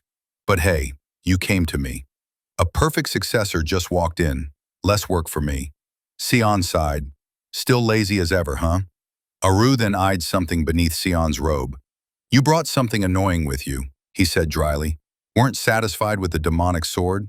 Now you're after the holy sword too? Sion gave a devilish grin. Not trying anything yet, just thought, if the world doesn't know something exists, maybe it becomes useless, that's all. Aru shook his head, smirking. You've got a real evil hobby, kid, but fine, I'll play by the rules. He stood. As the fog darkened, his voice shifted, gaining weight. Successor, you who now inherit my power, what do you seek with it? The question struck a nerve. Sion had heard it before, in his past life. Back then, his answer was simple. To live for my brother. Now he knew better. It was a hollow, naive answer, a dream that led to death. Even Karam and Aru didn't criticize it back then. He finally understood why. Back then, He had nothing of his own. But this time was different. I have no grand ideals, Sion said. No faith, no righteousness. I'll use your power for myself. Aru didn't flinch. Right or wrong is for you to decide, the god said. Are you confident you won't regret it? I don't care, Sion replied. I'll walk my own path, no matter what it leads to. Aru studied him quietly, then chuckled. You've got something planned. Sion smirked. Maybe. Want to tell me? Nope. Boring brat. Their exchange ended with a rare moment of calm, until Aru turned his attention to the spirit beside him. Karam, I see you've changed, he said with a knowing grin. You like your new master that much, huh? You've become obedient. Karam turned red. What are you talking about? Aru leaned closer. I'm just happy for you. Wait, you crazy old freak, Karam yelled, shoving him. Sion watched from a safe distance. Ah yes, such a wholesome father-daughter moment. Before the kiss could land, a burst of light flared around Karam. Her body began to shift, her ethereal form solidifying into flesh and blood. Her eyes widened. Well, what the hell? I have a body? Sion blinked. I didn't channel any mana. Aru smirked. Just a little life force. From me. Karam grabbed his robe, flustered. Why would you do that? You'll need a real body, Aru replied casually, to better serve your master. The way he said serve made Karam's face go nuclear. You pervert! She began shaking him violently. Aru just laughed like the mischievous god he was. Sion could only sigh. Truly, father and daughter are exactly the same. The next morning at the student dorms, the tension in the air was thick enough to cut with a sword. Brian, loyal as ever, leaned down to whisper into his young master's ear. Young master, what is happening? He asked, confused and mildly panicked.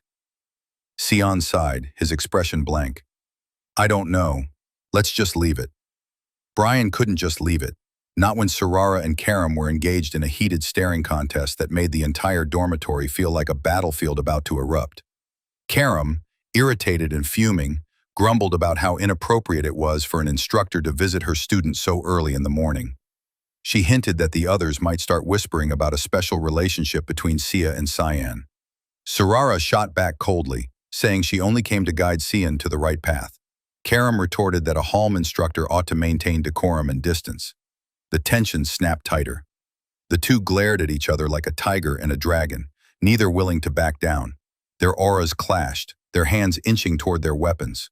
Brian, standing awkwardly between them, already felt his life flash before his eyes.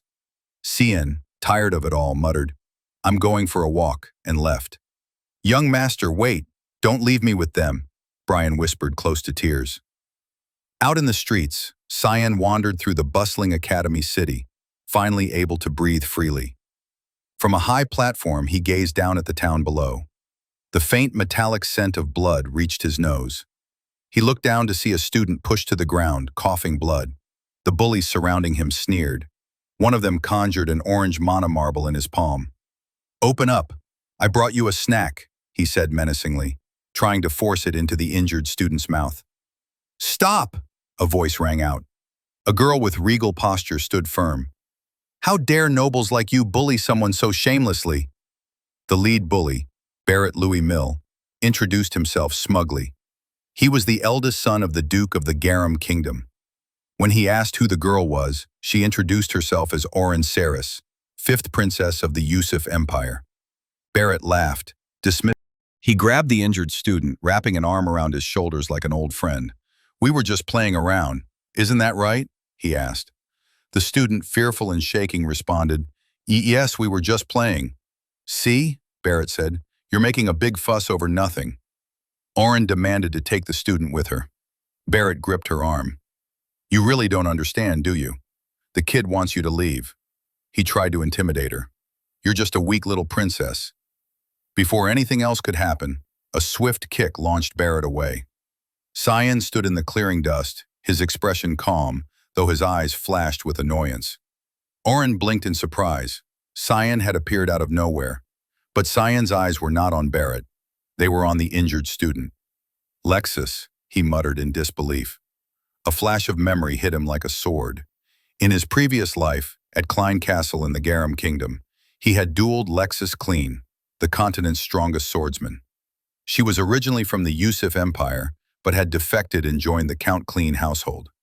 Their battle had been legendary, Cyan with a dagger, Lexis with a sword. She shattered the ground with a single strike, and Cyan only defeated her by using aerial maneuvers and ambush tactics. The Empire had sent him to assassinate her, but Cyan had chosen to duel her head-on out of respect. Back to the present. Barrett's lackeys tried to help their master up. He shoved them aside and sneered at Cyan. "So, you're Cyan Vert. I heard you're from the front lines. Care to join our little game?" Cyan didn't reply at first. He created a mana marble of his own, much larger, more volatile than theirs. It pulsed with dangerous energy. "Open your mouths," Cyan growled. Barrett and his group ran like cowards. Later at the academy clinic, Lexis rested on a bed. Her external injuries had healed, but her internal ones would take time. Oren, by her side, was visibly worried. "You should rest," Oren said. Lexis thanked her, blushing. She had no idea how to repay the kindness. Oren grinned. Cyan scared them off like it was nothing. Cyan watched silently, impressed. Despite her injuries, Lexis had endured. No wonder she had earned the title of the best swordsman. "Do I know you?" Lexis asked Cyan, sensing his gaze. "No," he replied, shaking his head. "I thought I did, but I don't. Sorry if I made you uncomfortable." Oren asked where Lexis's dorm was. When she heard it was in the commoner's hall, she was appalled. "You're a peasant?" Oren asked without malice, only surprise. Lexis nodded. She explained that an instructor named Vane had supported her admission, but was suddenly fired, leaving her without backing. Oren frowned. "Then you'll have to leave?" Cyan suggested an idea. "Why not take her as your person? Learn swordsmanship from her." Oren was confused. "Why would I learn swordsmanship from a boy?" Cyan chuckled. "Lexis is a girl." Everyone paused. Lexis nodded.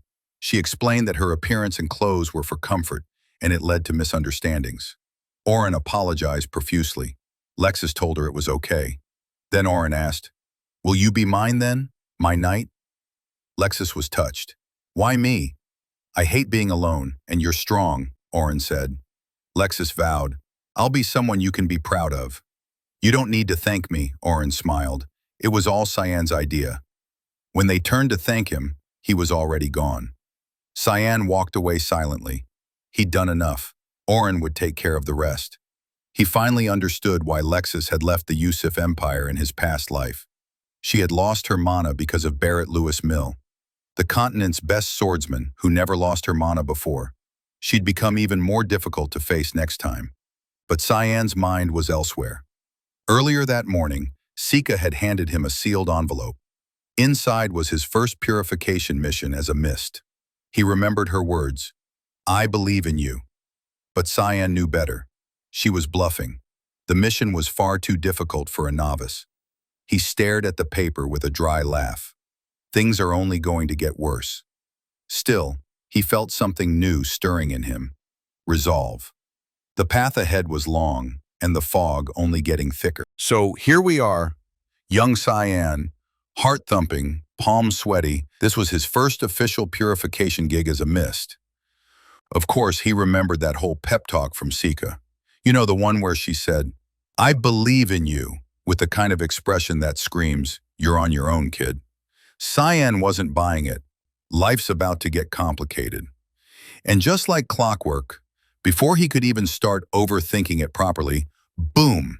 Some sort of explosion blasts out from behind. Cyan spins around like a startled cat, and deep in his gut, he knows something's gone very, very wrong. Yup, he was right. A demonic beast inside the academy, as if school wasn't stressful enough. But plot twist, it wasn't just a beast, it was a literal mountain of a man who walked up, looked Cyan dead in the eyes and went, "You Cyan Vert? Yeah, do I know you?" The guy casually dropped all of Cyan's stats like he was reading off his Wikipedia page. Magic rank, 1 star. Physique rank, S-class. Bloodline, youngest son of House Vert. Basically, I know you better than your therapist does. He then introduced himself as Seth Sharon and claimed to be a fellow newbie, except, you know, he looked like he was pushing 30. and had biceps bigger than most people's hopes and dreams. Cyan's brain short-circuited. He searched through his memories for any trace of a dude like this, but nope, nada. But then Seth started talking about all the rumors, how Cyan fought demonic beasts and tanked a dragon encounter. And Seth, he seemed a tiny bit salty about how Cyan got an S-rank physique, while he apparently didn't. Suddenly, Seth challenged Cyan to a duel, like a Pokemon trainer with rage issues. And then finally, it clicked. Cyan recognized the tattoo on the guy's chest, the mark of Sparia. Ah, of course, Prince Musclehead. Sparia, that hardcore desert kingdom from the east, the one even the UC Empire couldn't bully into submission. Their crown prince was basically a walking war machine, genius in both combat and magic. But then the guy just up and died, allegedly from a sickness. But if Cyan remembered right, the real cause of death? Dude overtrained himself into an early grave. Spent so much time pumping iron, he forgot how to live. And now here he is, alive and flexing inside the academy. A walking paradox. Cyan was already annoyed. He never met Seth like this in his previous life. This was a major deviation and an even bigger headache. Still, he played it cool. When Seth tried to initiate the duel right there, Cyan shut him down like a strict librarian. Nope, not here. That's against the rules. Seth looked like someone just canceled his birthday. He was shook, but Cyan calmly explained, "We got to file for an official duel request, my guy." "And where do you do that?" "Third floor main hall." Before you could blink, Seth zoomed off like a kid late for recess, shouting that he'd be right back. Cyan just stood there, watching him sprint in the completely wrong direction, and thought, yup, the rumor about his brain being all biceps? Confirmed. But hey, that meant no duel today, and with that muscular distraction off his back, Cyan could finally refocus on the mission: purification. Elsewhere, in some suspicious-looking building with a snake banner on it, things were heating up. A knight reported to his superior that everything was ready. The boss, a guy named Zickerman Albus, scolded him for loafing around and told him to get moving. Now, Zickerman may look like your friendly neighborhood billionaire philanthropist, donates to charities, smiles in public, but in reality, he's scum. Top-tier, gold-plated villain type. Secretly runs the underground slave markets and breeds, well, let's just say, unethical hybrids. He was particularly proud today, boasting that his masterpiece was ready to make its grand debut. So yeah, red flags all around. Back at the target location, Cyan and his companion Koom were inspecting the area. Koom picked up on something off. The energy was weird, layered, tangled, like something was hiding beneath the surface. Meanwhile, Zickerman was having a little one-sided conversation with a woman imprisoned in a cell, calling her his cash cow. Charming guy. But just as he was savoring his creepy little moment, poof, a red mist zipped by and sliced the head off one of his knights like it was nothing. Zickerman freaked. Another knight screamed, demanding to know who was there, while Zickerman ordered him to find the intruder. That intruder? Oh, just Cyan, casually dropping in like death in a hoodie. Cyan made quick work of the guard, slashed the arm, dropped the sword, sliced the legs, end it with a clean cut to the neck. Efficient, brutal, classic. Zickerman was now sweating bullets. He asked who this kid even was. Cyan simply replied that he'd find out soon. From the others. The ones he'd already sent to the afterlife. Zickerman tried to buy his way out of trouble. Rich guy move. "I have money. Take it." But Cyan? Nah, he wasn't here for a bribe. Instead, he calmly sliced off Zickerman's hand. As Zickerman screaming in agony, Cyan started reading off his rap sheet like a prosecutor in a revenge drama. Illegal slave markets, inhumane experiments, crimes against every moral code in existence. The list went on. He gave Zickerman 1 minute to repent before meeting his end. And in that minute, Zickerman pulled out every excuse in the book. "I'm just giving people what they want. The buyers are the real villains. I'm just a businessman." Cyan didn't buy it for a second. Once the minute was up, he activated his fog technique, thick fog, 9th form, assault. A flurry of razor-sharp strikes that made Zickerman's screams echo through the chamber. A messy, painful demise, just as promised. With the so-called purification over, Cyan's not done snooping. In one of the cells, he finds a woman lying lifeless, clutching something shiny. Coom points out the weird energy combo radiating from her. Cyan cuts through the bars, steps in, and sees it. It's a dragon egg. Cut to later. Cyan strolls back into the academy with the egg, like he just picked up a loaf of bread. Brian, his sidekick, sees it and flips out. "Where'd you get that?" Cyan goes, "Just found it." Totally believable. Brian's freaking out because dragon eggs don't just chill on sidewalks. Cyan shrugs and says it's no biggie. The two stare in horror as the egg glows like a rave. Then, surprise, out pops a little girl with dragon horns. Brian panics. She hatched. Cyan freezes. This isn't a dragon. This isn't a human. This is some hybrid baby nightmare. Cyan realizes the dead woman wasn't a prisoner. She was protecting this draconic kid.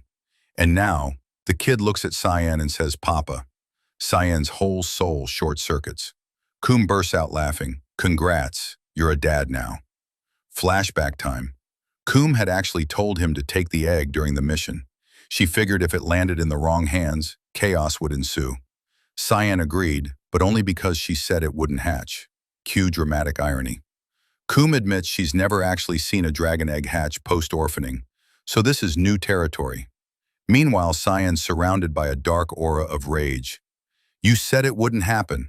Now the kid's asleep in his lap, looking all innocent. But Cyan knows it's a ticking time bomb. A human-dragon hybrid is a death sentence in their world. If the Academy or dragons find out, they'll go full scorched earth. He contemplates. Should he end her now to spare her future pain? He moves to do it. Hand around the girl's tiny neck. Coom doesn't stop him. "Might be better this way," she says. Then the girl opens her eyes. Still half asleep, she whispers, "Papa." Cyan freezes. She leaps into his arms and hugs him tight, repeating how much she likes him. Cyan's brain melts. He lifts her gently and whispers, "We'll make it work somehow." Coom rolls her eyes. "Lame. What are you raising her for? Your future maid?" Elsewhere, back at Vert Castle, Margaret is panicking. She knows Cyan's situation is spiraling, and if she doesn't act, it could end badly. Suddenly, Ashel appears like a ninja. He tells her to speak up if she's got something on her mind, but Margaret flees before spilling anything. Ashel then calls in Kellen for a report. They found a bunch of knights dead, likely linked to Cyan. Ashel already figured Margaret pulled some strings. He's mad, and that means people better run. Kellen, sweating buckets, begs for another chance. Ashel plays nice, for now, but he gives him one mission: find out what Cyan's hiding. Back at the academy, Sika kicks open the door like a concerned older sister and sees the most shocking thing yet: Cyan feeding a baby with Coom acting like a second mom. Sika's like, "What in the happy family hell is going on?" Cyan sighs. Long story. But Sika didn't come for bedtime stories. She throws down a duel request form. "You seriously filed a duel with Seth? That's the opposite of laying low." Cyan's stunned. "Wait, he actually found the office?" Coom laughs again. "Just two 11-year-olds about to brawl. What's the big deal?" So after the welcome to fatherhood moment with the baby dragon girl, Cyan's peace barely lasts 5 minutes before another bombshell drops. His duel with Seth, the walking muscle tank pretending to be 11, is scheduled way sooner than he thought. Like, I didn't even warm up yet soon. He scratches his head and sighs, realizing he's now on a ticking clock to get mentally and emotionally prepared to fight someone who looks like he could bench press a horse. Meanwhile, Seth is standing there like a giddy puppy, saying how long he's been waiting for this moment, like it's some anime reunion episode. Seth reveals he wanted an all-out brawl, but apparently the school's duel system only supports swordsmanship and magic. No WWE matches allowed. He asks Cyan if he plans to use magic. Cyan shrugs and says, "If you're not using it, neither will I." That earns a sparkly anime blush from Seth, who just grins and goes, "I like you," before charging like a train that skipped brakes class. Cyan quickly sees that this guy isn't just strong, he's fast. His sword is heavy like a sledgehammer, but also telegraphed like one. So when Seth swings with all the grace of a wrecking ball, Cyan smoothly deflects it like he's swatting a fly. Seth stumbles, surprised that brute force didn't work. Cyan's already figured him out. This isn't a fight where power wins. It's about precision, sharp movement, and patience. Not something you'd expect from a guy whose idea of subtlety is kicking down doors. Their swords clash again, metal grinding as Cyan uses technique to twist Seth's attack off course, despite only using a lightweight rapier. Seth tries to pull a sneak move and go around to hit Cyan from the back, but Cyan just casually sheaths his blade, grabs Seth's leg mid-spin, and flips him over like it's Brazilian jiu-jitsu class. Seth hits the ground but breaks his fall using his hand. He groans, probably from both pain and pride, then counters with a kick. Cyan raises an eyebrow. Not bad, he thinks. The guy's nimble, especially for someone built like a fridge. The crowd gasps. People are whispering, "Is this guy really human?" Seth's out of breath, but he laughs. Not out of arrogance, but because he's actually having fun. Then he drops the friendly act. "I lost in swordsmanship," he declares, "but I'll win this duel by any means necessary." Cyan is already tired. This kid again. Seth tells him to go all out too. Then suddenly, boom, the earth cracks. He unleashes pure mana that explodes from his body like a small nuke. Everyone watching collectively goes, "Welp." "Convert," Seth roars, activating a higher level of his powers. The Dean, watching from the VIP balcony, wonders if they're about to shift from swordplay to wizardry now. Sika mumbles that Cyan already won the swordsmanship portion. The Dean agrees. Stat-wise, it's a no-brainer. But then comes the twist. Seth may not be stronger than Cyan physically, but he's no mana slouch either. The Dean notes that Seth has a 3-star mana rank, highest among the student body. That's elite tier spellcaster potential right there. Cyan senses what's coming. A massive stone hand, creatively named Death Fist, erupts from the ground. Seth pairs his own fist with it like he's going for a Captain Planet team-up. Cyan moves to dodge, but Seth doesn't let up. Another spell, Desert Tooth, launches next, erupting from the floor in front of Cyan and transforming into glowing yellow energy that cages him in place. Cyan realizes this isn't just 3-star magic. Seth might be capable of 4-star spells. The battlefield turns into a literal sandstorm. No, really. Seth unleashes a move that covers the entire area in desert dust. Think Gaara from Naruto on steroids. Still, Cyan weaves through it like a pro. He's dodging every attack with frustrating ease, which only makes Seth angrier. "How long are you gonna run like a rat?" Seth yells. Cyan, ever the sarcasm machine, fires back. "Should I have just taken the hit head on then?" Triggered beyond belief, Seth screams that a real warrior wouldn't run from a fight. Cyan smirks. "You do realize you're also a kid, right?" Seth goes full rage mode.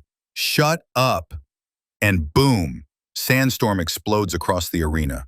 The Dean raises an eyebrow. "That's a 4-star spell, not 3. Even Sika's shocked. "Wait, he's a 3-star. How is he doing that?" Cyan doesn't move. He just stands there smirking, like the main character who's about to drop the ultimate flex. "I'll take it head on," he says, arms folded. Meanwhile, somewhere far from the chaos, Brian is in domestic dad mode. Wearing a pink apron like he lost a bet, he's prepping milk and checking the temperature on his wrist. Turns out, all those years of babysitting his little siblings paid off, because now he's in charge of feeding the baby dragon girl. He mutters about how annoying it used to be, but clearly he's warming up to it. He turns around to call her for feeding time and nearly faints. She's grown. Like, noticeably. In less than a day. Dragon puberty apparently comes with a fast-forward button. Back in the arena, the audience can't see anything except sand. The barrier surrounding the duel starts cracking under the pressure of all the magic flying around. The instructors are having a panic attack, trying to hold it together. One of them even asks, "Are these students actually students?" The Dean, calm as ever, refuses to stop the fight. "Wait," he says, eyes gleaming. "Something's coming." And here it is. Cyan activates a hidden trump card, Void Sphere Expansion. Sarika, his spirit buddy, panics. "Wait, no! Don't use that here!" But it's too late. The black orb materializes, swallowing the sandstorm like it's snack time. It's not just a barrier, it's a mini black hole. The Dean is stunned. The audience was stunned too. Their jaws dropped when the massive sandstorm vanished. Was that sphere even a spell? Just silence. Even the instructors stopped trying to patch the barrier. Seth's jaw is practically on the floor. The audience wonders aloud, what kind of magic even was that? Is Vert family hiding alien technology or they didn't know? Cayenne calmly asked Seth if he wanted to keep going. Seth was panting but nodded. Then, Seth collapsed to his knees, admitting defeat. He said he couldn't believe he lost in both swordsmanship and magic. It hit him hard. Cayenne felt a little sympathy watching Seth slump down. Suddenly, Seth punched the ground and laughed, saying he was glad. Fighting weaklings was getting old. This loss fired him up to train harder. He reached out his hand and smiled, telling Cayenne they should fight again sometime. Cayenne shook it, saying, "No thanks." After the fight, Cayenne returned to his room, still shocked. He knew dragons grew faster than humans, but this dragon-human kid was growing crazy fast. She looked like a 6-year-old now. She called out, "Papa!" And Cayenne realized that raising a draconic human hybrid was going to be tricky, especially since she might soon look his age. Brian commented that keeping her secret would only get harder the faster she grew. Someone joined, Sika, saying that she could help hide the demon sword, but not a fast-growing dragon kid, especially if Cayenne kept acting wild like earlier. Sika gave Cayenne the death glare and asked what he planned to do. Kum woke up, sensing the conversation. Her wings spread wide, tail bigger, and she suddenly looked taller too. Cayenne blinked. He hadn't seen her for a bit, and now she was huge. CA warned Cayenne to handle something he'd picked up on a mission. Apparently, this kid was going to be a handful. Cayenne told CA Brian was in charge of the kid's care, which made Brian visibly panic. He just found out about the kid too. She handed him a red envelope. Cayenne opened it and frowned. It was a disappointing reward for winning the duel. Sika warned him to be careful. Too much attention never ends well. Brian asked what the envelope was. Cayenne said it was basically a warning letter. If he kept misbehaving, he'd be kicked out. Brian's face went pale. The kid asked what they'd do. Would they end up homeless? Cayenne wasn't sure if she fully understood what that meant. The kid was growing up way too fast. Cayenne promised her everything would be fine. Brian worried about going back to Voss, but Cayenne reassured him he'd file a complaint. The dean sent the letter personally, not the admin. Speaking of the dean, Cyan remembered their past conversation. The dean had asked if Cyan really wanted to join the Knights of Light, reminding him that it didn't seem like the right path for him. That really ticked Cyan off. The dean claimed Cyan was just a puppet for his brother Ashel, and nothing good would come from this path. Now Brian suggested giving Kum a proper name instead of just calling her Kid. Cyan casually suggested Nana. Brian was surprised. He thought they should pick something more meaningful, but the kid loved it. She pointed out that Nana backwards was still Nana, and beamed with excitement. Cayenne wondered how she even knew his last name. Later at the Royal Academy Dean's office, the dean was writing a document, thinking about Cayenne's incredible talent. Absorbing a 4-star spell like Black Sphere without breaking a sweat was scary. He got curious about Cayenne's limits. Then Kundal Queasel entered the picture. A 9-star mage, the dean of the academy, and the father of the late Empress Diana. Cayenne had always thought Kundal was a pacifist, but now he had unexpectedly gotten involved in a royal succession fight. A sudden gust of wind blew through the door, making Cayenne think Kundal's personality hadn't changed. Cayenne tapped the desk, and a golden barrier appeared. He remarked that Kundal knew he was coming but still set up an N-star area restriction barrier. Cayenne took the challenge head-on, breaking the tall window behind the dean and walking through it. Landing safely, he greeted the dean. Dean Kundal. Then he introduced himself and told the dean he was here to file a complaint. The dean just smirked, impressed that Cayenne had ignored his barrier and come in through the window instead. He announced his arrival and said he was here to officially file a complaint. The dean, amused, didn't expect Cayenne to just ignore his fancy barrier and walk through the window. Not one to let things slide, Cayenne asked the dean a question that sent the man's expression straight into serious mode. He asked if the dean was after expanding his empire or just preserving his family's honor. Bold, right? But Cayenne didn't back down. Instead, he pushed further, hinting at the ugly power struggles brewing under the surface. Princes fighting over the throne like a bunch of desperate kids fighting for the last slice of cake. The dean's face twisted with anger, calling Cayenne arrogant and stupid. But our boy was cool. remembering all too well the ugly past-life memories about betrayals and cruelty in the royal court. Cyan knew the dean wasn't all that different from the power-hungry figures who'd torn apart his old world. That knowledge gave him the confidence to stand tall and challenge the dean's arrogant stance. When the dean unleashed his spell, summoning chains of judgment to trap Cyan, it was like watching a boss fight from a video game. Except this was real, and the stakes were high. Chains dropped from the ceiling, wrapping around Cyan, who stayed calm as a cucumber. Then, with a flick, his body blackened and twisted, and a dark orb of void power emerged, swallowing the chains like a giant cosmic vacuum cleaner. The dean's jaw dropped. "How is this possible?" he muttered. Void Sphere was a one-star power, barely enough to absorb a weak spell, let alone his chains. Cyan just smirked and asked if he was useful now. The dean, defeated, said he'd take back the warning, if Cyan really wanted peace. Cyan nodded, but inside he was silently hoping to save the academy from collapsing again. Cut to the streets, where Brian was buying sweets for his kid, happy as a clam. But then the quiet streets gave him a weird vibe. Why so quiet? He wondered aloud. Suddenly a shadow appeared. Brian recognized the figure instantly, and dropped all his candy like he was holding hot potatoes. The mysterious person vanished as quickly as he'd appeared. Meanwhile, Cyan was struggling to stay awake in class. Bored out of his mind learning the same things he'd mastered 30 years ago. He decided to ditch class and take the train. But surprise, surprise, Erin caught him. She wasn't buying his lame excuse about going to the bathroom, and she teased him for calling her Your Highness like a stiff.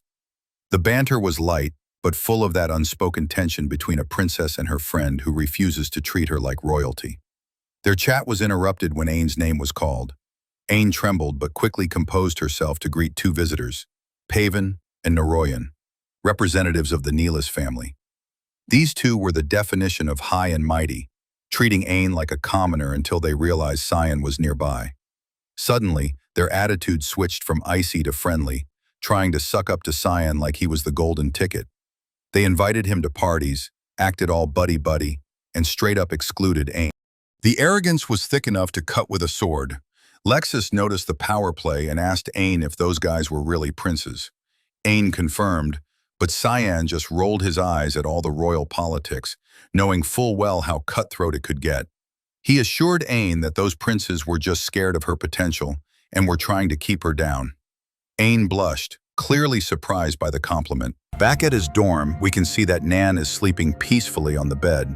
Cyan is looking for Brian, who is nowhere to be found. He calls for Coom, who comes running towards him, and he asks where Brian is. She says she doesn't know. Cyan orders her to find out where Brian is. She gets enraged, telling him she not no chore girl. Suddenly she tells Cyan she can smell blood. Cyan is dumbfounded. Suddenly chaos erupted. Brian found himself cornered by Barrett and his gang. Barrett, the spoiled brat and eldest son of the influential Lewis Mill family, was the classic villain, cruel, ruthless, and utterly unrepentant. He mocked Brian, threatening to tear him apart and send pieces as a nasty gift. Brian stayed calm, mocking Barrett in return, refusing to back down. Just when it looked grim, Cyan burst in with a smirk and a swirl of magical fog. With lightning-fast moves, he sliced through Barrett's goons, sending them flying like ragdolls. Barrett's cocky grin faded as he realized Cyan wasn't someone to mess with. Then, Cyan delivered a gut punch that sent Barrett crashing against a wall. "You enjoy bullying the weak, huh?" Cyan taunted. Barrett sneered back, daring Cyan to kill him if he had the guts. Real bold for someone about to get clapped. Enter Barrett L.S. Mill, basically the poster child for rich kid with too much time and zero supervision. Firstborn of the Lewis Mill household, aka the real puppet masters of the Gam Kingdom. This guy had a reputation uglier than his soul. And no, I'm not exaggerating. In Cyan's past life, this guy was already infamous for treating people like punching bags. And that was probably the most normal thing he did. The dude straight up used to roast tiny animals like they were marshmallows at a campfire. Pure psychopath energy. But of course, he couldn't stop there. One day, he just decided, you know what would be fun? Murder. So he offed a classmate. His excuse? She was doing magic. Bro thought he was doing the world a favor. Naturally, the higher-ups were like, yeah, no, and sent out the Mist Squad to give him the spiritual version of pest control. Fast forward to the operation. Cyan sneaks into this guy's exile mansion, probably expecting a lazy noble eating grapes or something, but nah. What he found was straight out of a horror movie. Basement full of bodies. Just rows of servants who clearly had a very bad time. Barrett had turned it into a DIY dungeon of death. So Cyan, understandably pissed off and carrying 1,000 pounds of PTSD, was like, I'm not just gonna kill you, I'm gonna make it memorable. Pulled out a purple orb of dark magic. With a single move, he shoved it into Barrett's mouth, silencing him instantly. Barrett coughed, gasping as the shadowy magic crept through his body, draining his arrogance. Nearby, a cloaked figure watching the scene freaked out. This stalker tried to send a warning to Ashel, but before he could finish, Cyan appeared behind him, blade at his throat. Obsessive stalker, huh? Cyan murmured, clearly unimpressed. Back in Cyan's camp, Circa and her group appeared. Circa was impressed by Cyan's skills and insight. She acknowledged that Cyan was the perfect candidate to be Ashel's successor, powerful, smart, and fearless. But she warned that attention like this was dangerous, and Cyan needed to be careful. Cyan shrugged it off with confidence, promising to protect his people and crush anyone who tried to mess with them. Next, Cyan dealt with a bound man, one of Ashel's top subordinates, trembling and trying to hide secrets. Cyan used his secret weapon, the shadow personality magic, to invade the man's mind, forcing him to spill the truth. It was a risky move, but Cyan knew this was war. Later, Lexus and Eren squared off in a lightning-fast duel. Lexus got the upper hand, pointing her sword at Eren's back and demanding she drop the royal act in private. Eren grudgingly agreed, calling Lexus by name but insisted Lexus call her Miss Eren instead. Meanwhile, Brian kept training hard, bruised and bleeding but determined to be ready for whatever came next. Cyan watched thoughtfully, knowing his team was growing stronger. And somewhere in the shadows, old grudges, political intrigues, and deadly secrets simmered, promising that this was only the beginning of a storm that would shake the Empire to its core. Kellen gave a nod, saying he understood perfectly.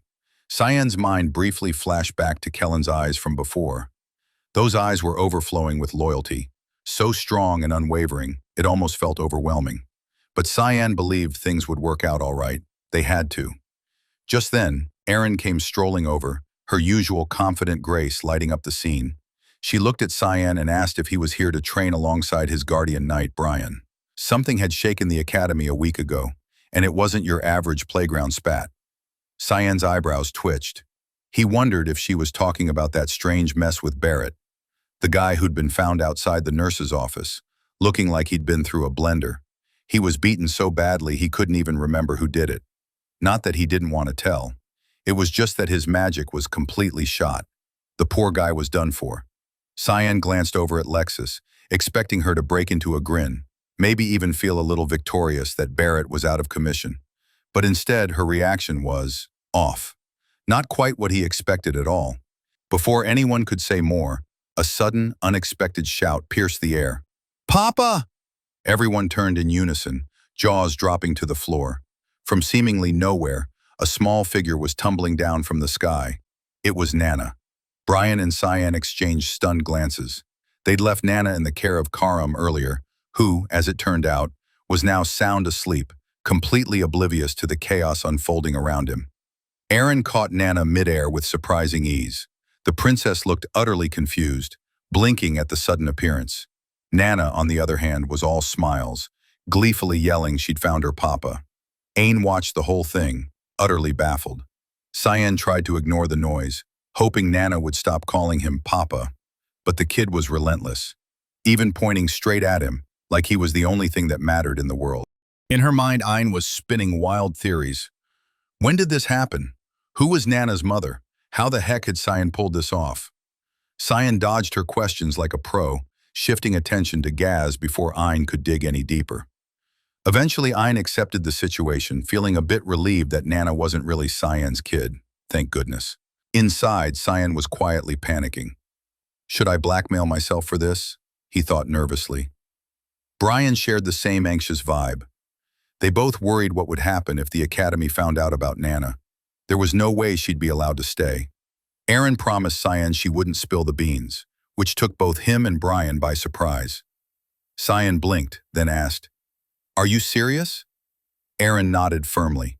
Then she looked over at Lexus, silently asking if she agreed with the pact. Lexus didn't say a word, but her fond gaze toward Nana said it all. Finally, Lexus broke the silence. "I don't really have anyone else to tell anyway," she admitted, voice soft. "I don't have friends." Aaron turned pale at the confession. Cyan raised an eyebrow. Ayn probed, curious why Aaron would do all this for them. Aaron's answer was simple and heartfelt. "Because I feel sorry for her." She knew Nana wouldn't fit in anywhere. Not with dragons, not with humans. She'd be rejected everywhere. But Cyan chose to care for her, and that was something good. Ayn asked shyly if she could come visit sometime. Cyan blushed a little, asking if she meant his room. Ayn quickly waved that off. "Don't get the wrong idea. I just want to see Nana sometimes." Cyan smiled and assured her it was fine, reminding her, "This stays between us." Ayn's face flushed at the idea of sharing a secret. Cyan said goodbye, leaving them chatting quietly. Lexus noticed Ayn's odd behavior, the way her cheeks reddened and how distracted she seemed, lost in thoughts about how close she'd become to Cyan. Lexus's concern was obvious. Meanwhile, Coom was roused from her nap by the news. She was annoyed that something so troublesome had happened while she was asleep. Sarcastically, she suggested spilling the beans about Cyan living with the demonic sword. Cyan shut her down immediately, telling her to reflect on her own mischief. Coom grumbled, arguing that Nana got away with whatever she wanted because she took after her father, which to Cyan sounded suspiciously like an excuse for chaos. Brian suggested taking Nana for walks to help her burn off some energy. After all, being cooped up indoors all the time had to be stressful for a kid like her. Cyan agreed, thinking it was a solid plan. Brian blushed a little at the praise but headed out eagerly with Nana. That night, two winged, human-like figures flew silently through the dark sky. One had silver hair and sharp eyes that scanned the landscape below with practiced caution. His female companion asked if something was wrong. He replied coldly that he smelled something sickening. Catalina, the female, confirmed they were near Lewin. The man, well aware of the Lewin Academy, decided to delay their return a bit. He felt a powerful aura radiating from the academy and couldn't ignore it. After all, he was a dragon himself, and something about that aura disturbed him deeply. At the outskirts of Lewin, Brian was chasing after Nana, who was flying around excitedly. Brian warned her to be careful. Her antics could get them into trouble. But Nana was too thrilled by the vast open space to listen. Cyan watched her from a short distance, a fond smile on his face. They were about 10 kilometers from Lewin Center, and Cyan thought it was safe enough for Nana to run wild. Coom teased Cyan about how he was turning into a real dad, suggesting he should find Nana a mom too, like the princess he'd met earlier. Cyan was getting annoyed at the teasing. Suddenly, a dark, ominous presence made everyone tense. Coom announced something was coming. Moments later, the silver-haired dragon landed, muttering about how sickening the area was. Brian quickly called out to Nana, knowing the danger. A powerful magic blast struck the ground nearby, narrowly missing them. Brian pulled Nana to safety just in time. Cyan took charge immediately, asking if Nana was okay. Brian nodded, and Cyan told everyone to stay behind him. The attackers landed, and Cyan's mind raced. Why were two high-ranking dragons here, and in this place? The silver-haired dragon, a high-ranking silver dragon named Luchin, sniffed the air and found the source of the foul scent, Nana.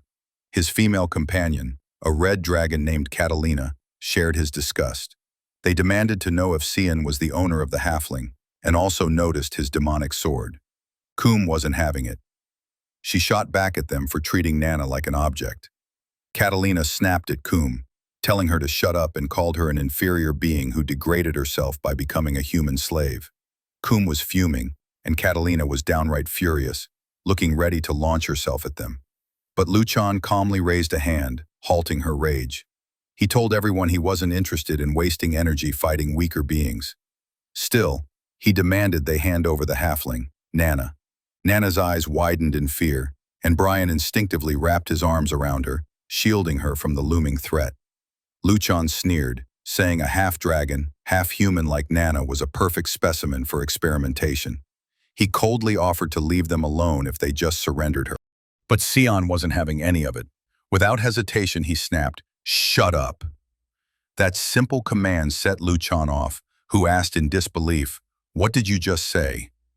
Sion repeated himself, his voice cold and sharp, "Shut up, you lizard piece of trash." Luchan laughed, the sound of pure arrogance, and immediately lunged at Sion. The ground beneath them cracked and crumbled as the fight kicked off. Brian's heart pounded as he watched, worried for his friend. But Sion remained steady, cool as ever, instructing Brian to get far away and keep Nana safe. Brian didn't hesitate. He obeyed immediately. Sion unleashed the thick fog ninth form, a powerful demonic sword technique that looked like Karum had completely taken over him. Catalina's surprise was clear.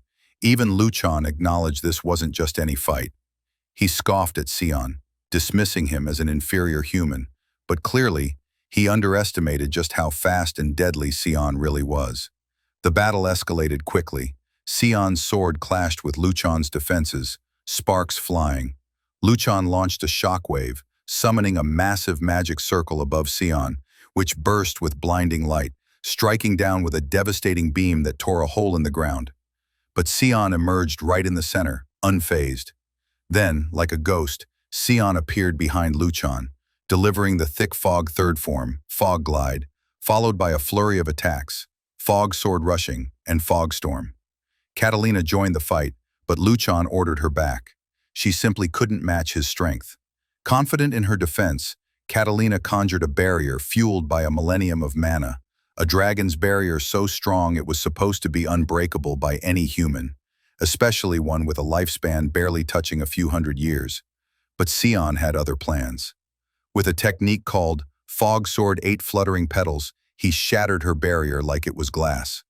Catalina's shock turned to panic as Sion's twin slashes cut through her defenses, leaving her staggering and bloodied. Luchan's anger boiled over as he stared at Catalina's ruined form. He bellowed at Sion, demanding to know who he was. "The god of fog means nothing here," he shouted. "How do you have such power?" But Sion stayed silent. Frustrated, Luchan admitted Sion was a worthy foe. Then Luchan unleashed Polymorph, a massive spell forcing him to abandon his human form and reveal his true dragon self. Massive fangs, razor-sharp claws, and a roar that shook the skies. Seeing Luchan vulnerable in his full dragon form, Sion saw an opening. He leapt into the air, catching Luchan off guard, who realized too late that Sion must know the weakness of the polymorph. Sion pierced the dragon's skull, causing a pained roar that echoed through the battlefield. Luchan tried to retreat, but Sion pressed his advantage, driving his sword deeper with unshakable roots of a great tree, slicing again and again. Brian dashed over, worry etched on his face, only to freeze when he saw Sion, his master, tearing into the dragon's flesh. Quickly, Brian covered Nana's eyes, sparing her the brutal sight.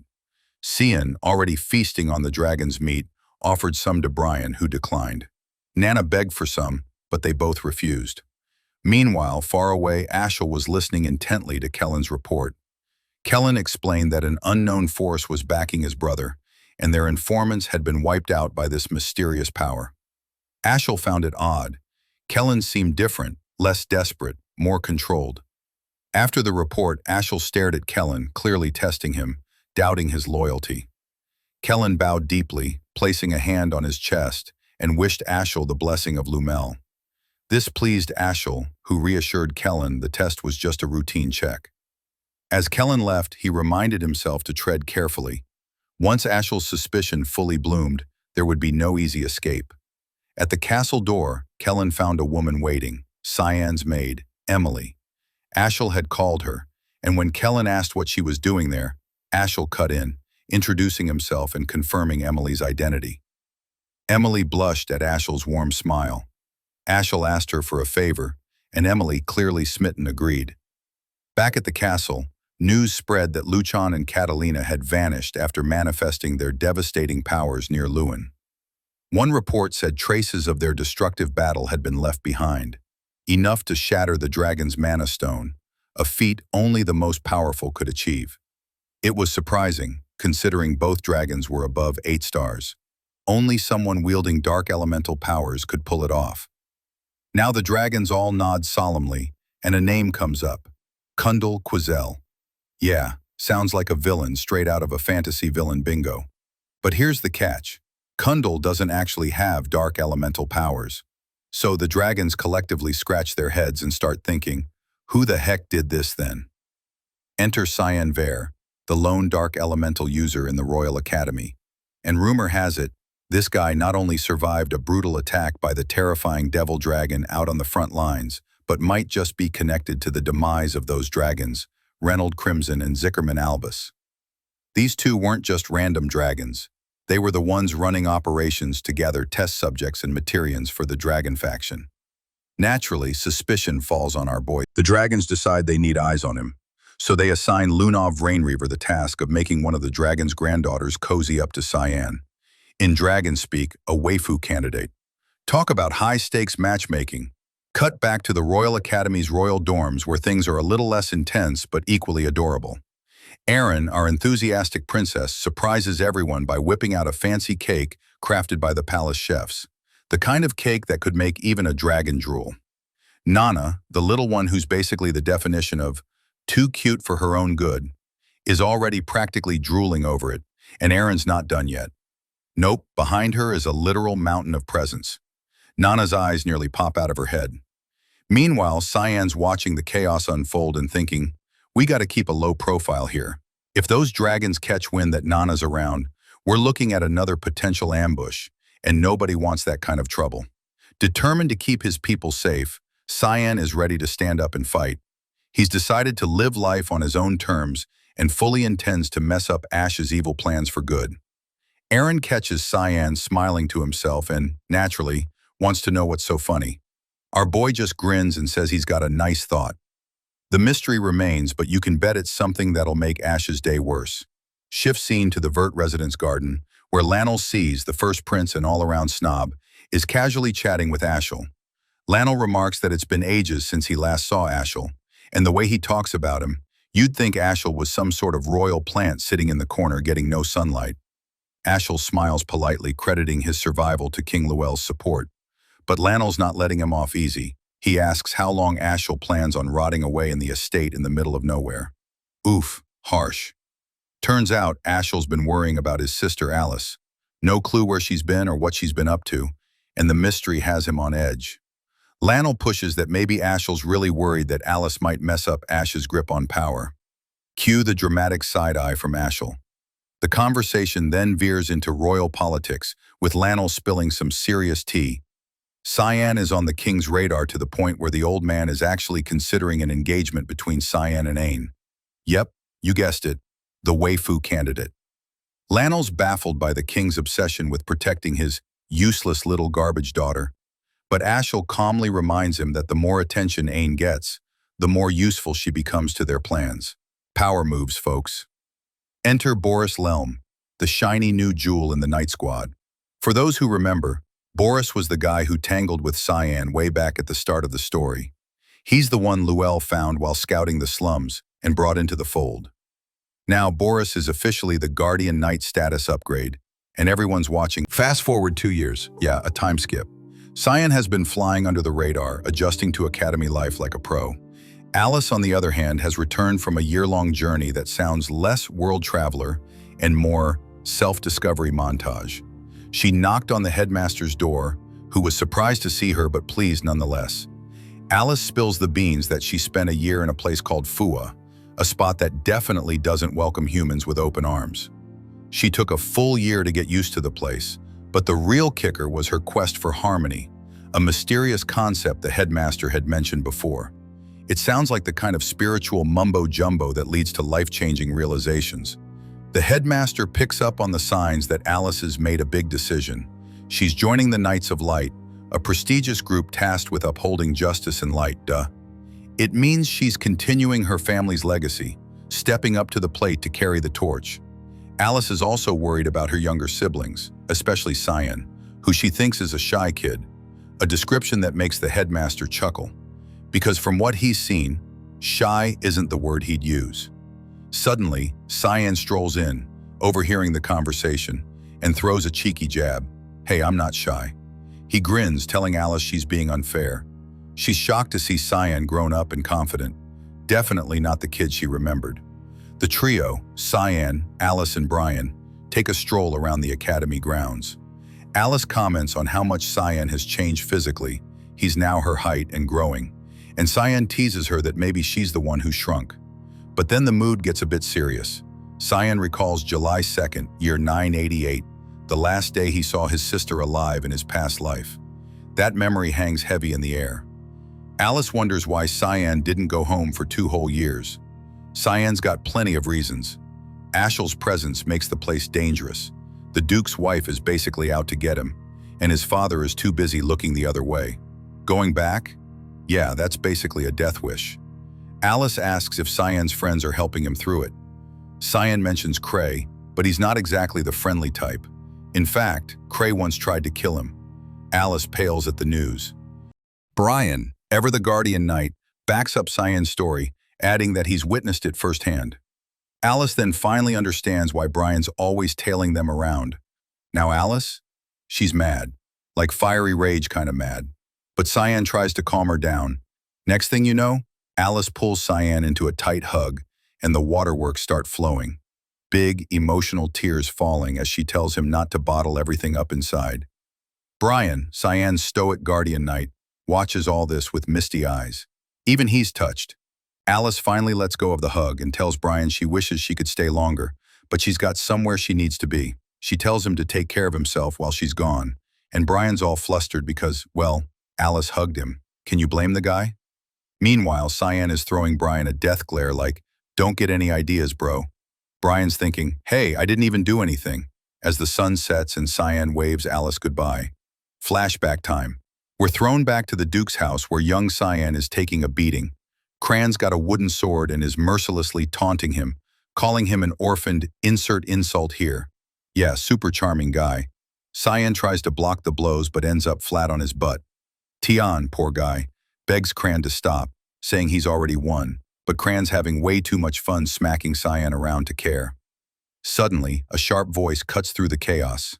It's Alice, furious as ever. She demands Cran apologize right now. Cyan recognizes that angry Alice face, the kind he only saw once before back in his past life. He knows the Duke's household is about to explode with drama.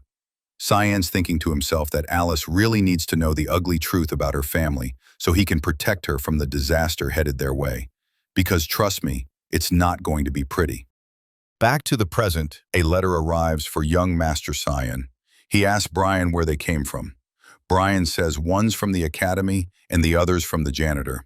Cyan eyes the black envelope suspiciously. Brian asks if he's not going to open the red one, which Cyan guesses is from the palace. Brian takes a closer look and spots the imperial family seal. Curious, Kumam asks what it is, and Cyan explains palace banquet. It's an assassination order. Yep, you heard that right. Cyan's got a job to off 2 people, Dryne and Nephila. This is a massive deal because Dryne is the younger brother of the Empress.